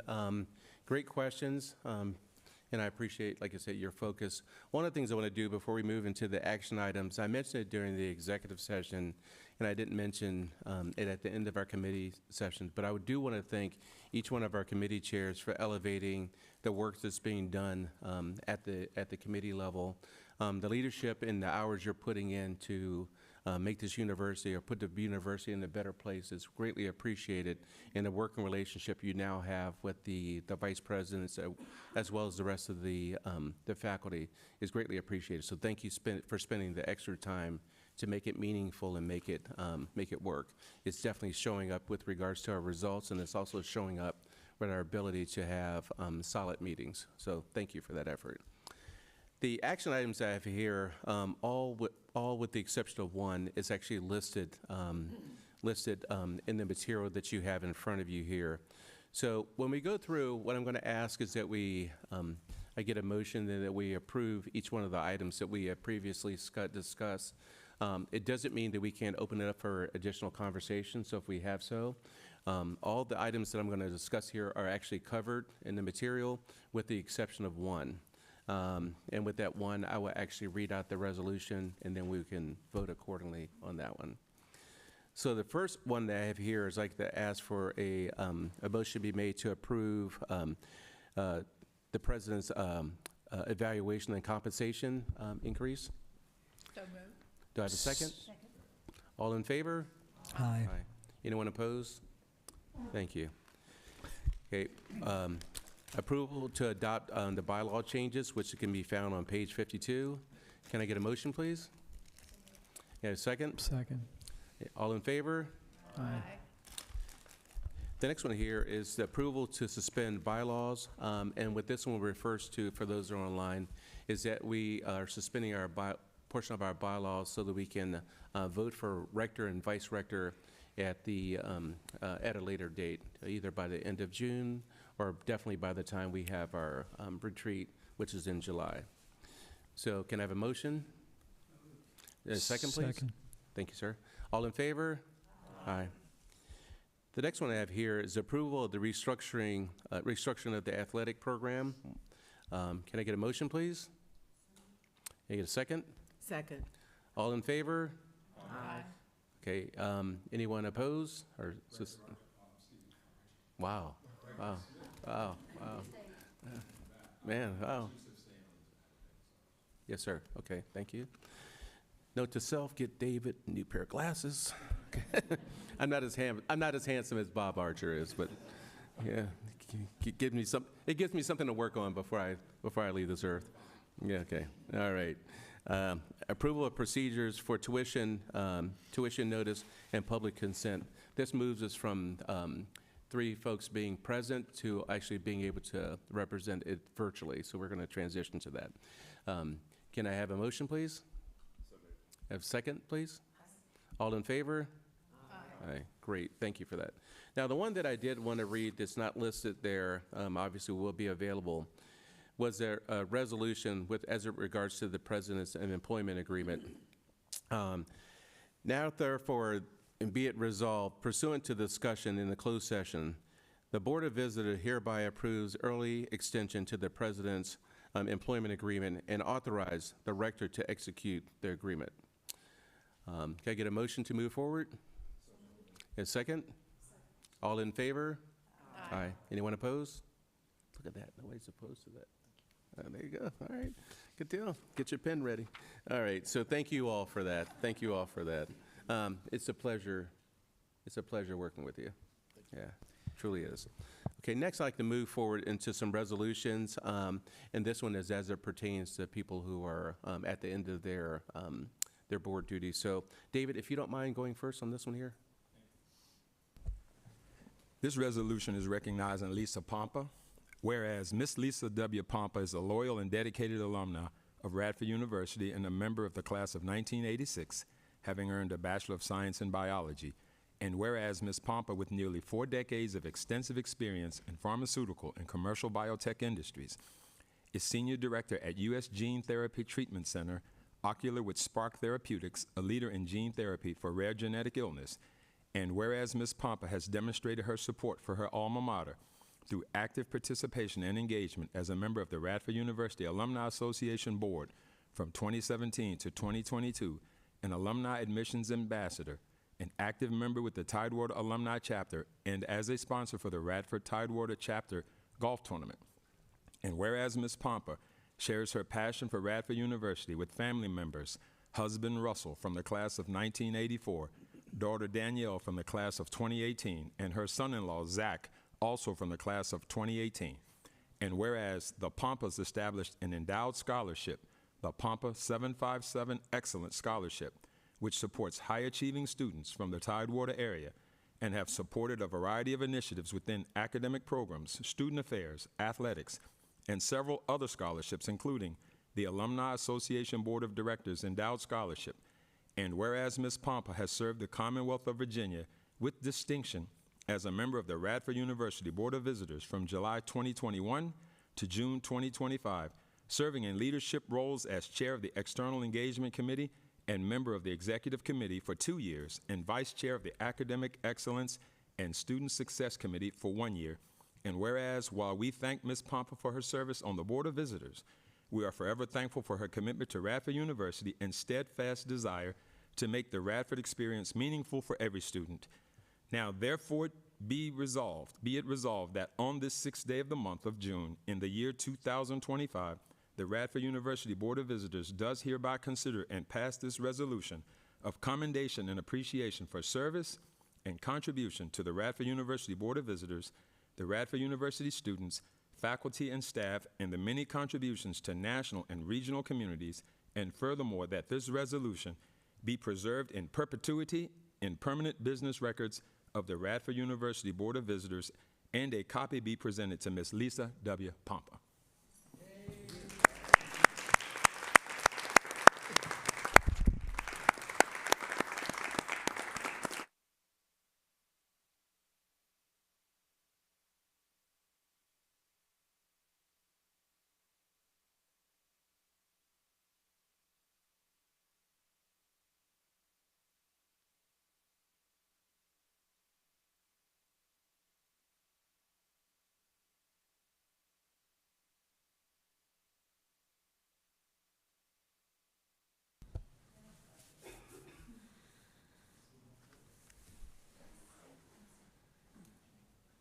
Okay, next up, if we can have Rector Betsy, Smith? if you would, please. Yes, sir, I'm sorry. You want to vote on the resolution? I'm sorry? Should we vote on the resolution? I was actually going to do At the end. do them all at once since they were the same. Thank you. I know who you're sitting next to. Okay. Thank you, guys. greatly. I need something other than water, but water's good for now. Okay, Betsy, if you would, please. Yes, this is a resolution recognizing Tyler Lester's term of service.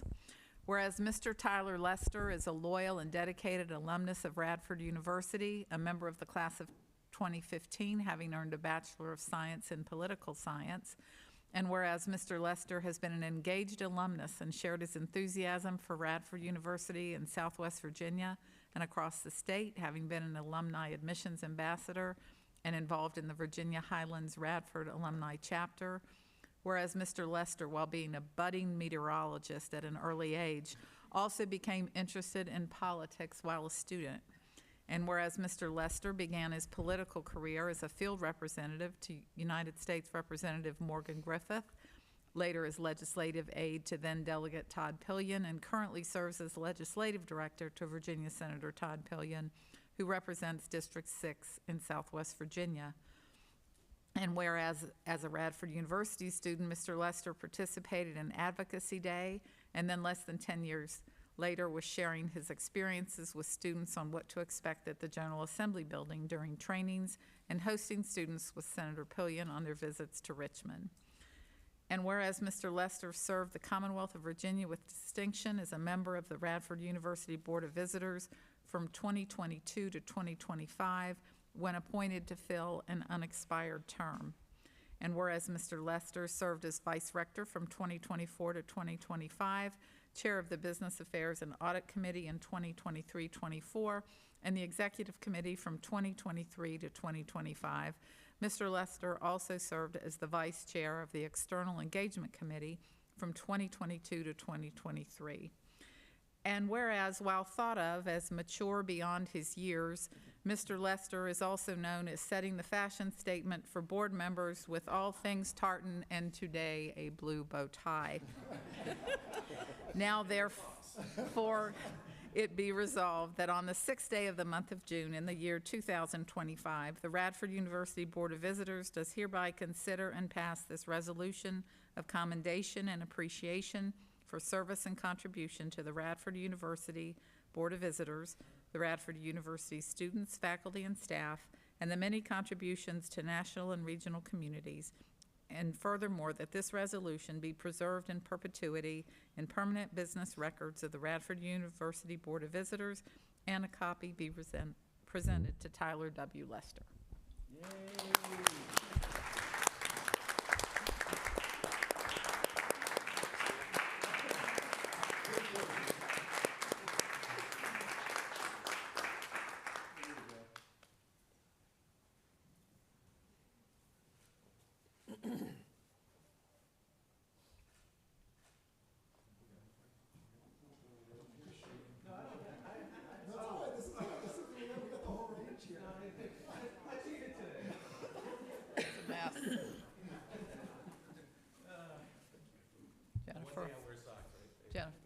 Go ahead. Rector Smith, I have my own resolution, if I may. A resolution honoring you, sir, recognizing you. Whereas Mr. Marquette Smith is a loyal and dedicated alumnus of Radford University, a member of the class of 1985, having earned a Bachelor of Science in Marketing. And whereas Mr. Smith had a distinguished and fulfilling career with Verizon Wireless, where he served as Area Vice President of Customer Experience, Region President, and Vice President of Enterprise Services, and at one time was responsible for leading a team of over 4,800 customer service professionals and operational responsibility for a $2.8 billion revenue stream. And whereas Mr. Smith's legacy at Radford University will be felt in multiple ways, including the Marquette Class of '85 and Rhonda Smith Scholarship and Book Fund, and the Cassidy Achievement Resources and Equality Fund, also known as CARE, in honor of their daughter, Cassidy Smith, Class of 2019. The CARE Fund is an endowment created to assist students in immediate personal need. And whereas Mr. Smith was recognized for his continued alumni engagement in 2019, excuse me, with the Outstanding Alumni Service Award for his exceptional contributions to furthering the mission of the university. And whereas Mr. Marquette Smith served the Commonwealth of Virginia with distinction as a member of the Radford University Board of Visitors from July 2021 to June 2025, and whereas Mr. Smith served one term as rector from 24 to 25, Vice Rector from 23 to 24, Chair of the Business Affairs and Audit Committee from 22 to 23, and as a member of the Executive Committee from 22 to 25. And whereas, whether as a student, alumnus, or board member, Mr. Smith will always be known as one of Radford's greatest cheerleaders. Mr. Smith's thoughtful leadership as a Davis College Advisory Board member, Radford University Foundation member, or Board of Visitors member has brought positive momentum in the years ahead for our students, faculty, and staff. Now, therefore, be it resolved that on the 6th day of the month of June in the year 2025, the Radford University Board of Visitors does hereby consider and pass this resolution of commendation and appreciation for service and contribution to the Radford University Board of Visitors, the Radford University students, faculty, and staff in the many contributions to national and regional communities, and furthermore, that this resolution be preserved in perpetuity in permanent business records of the Radford University Board of Visitors, and a copy be presented to Marquette Smith.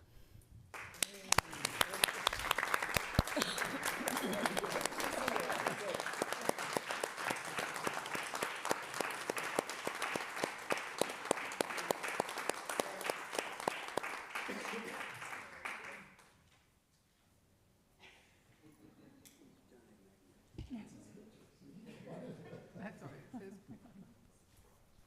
There you go. Now it's complete. Thank you.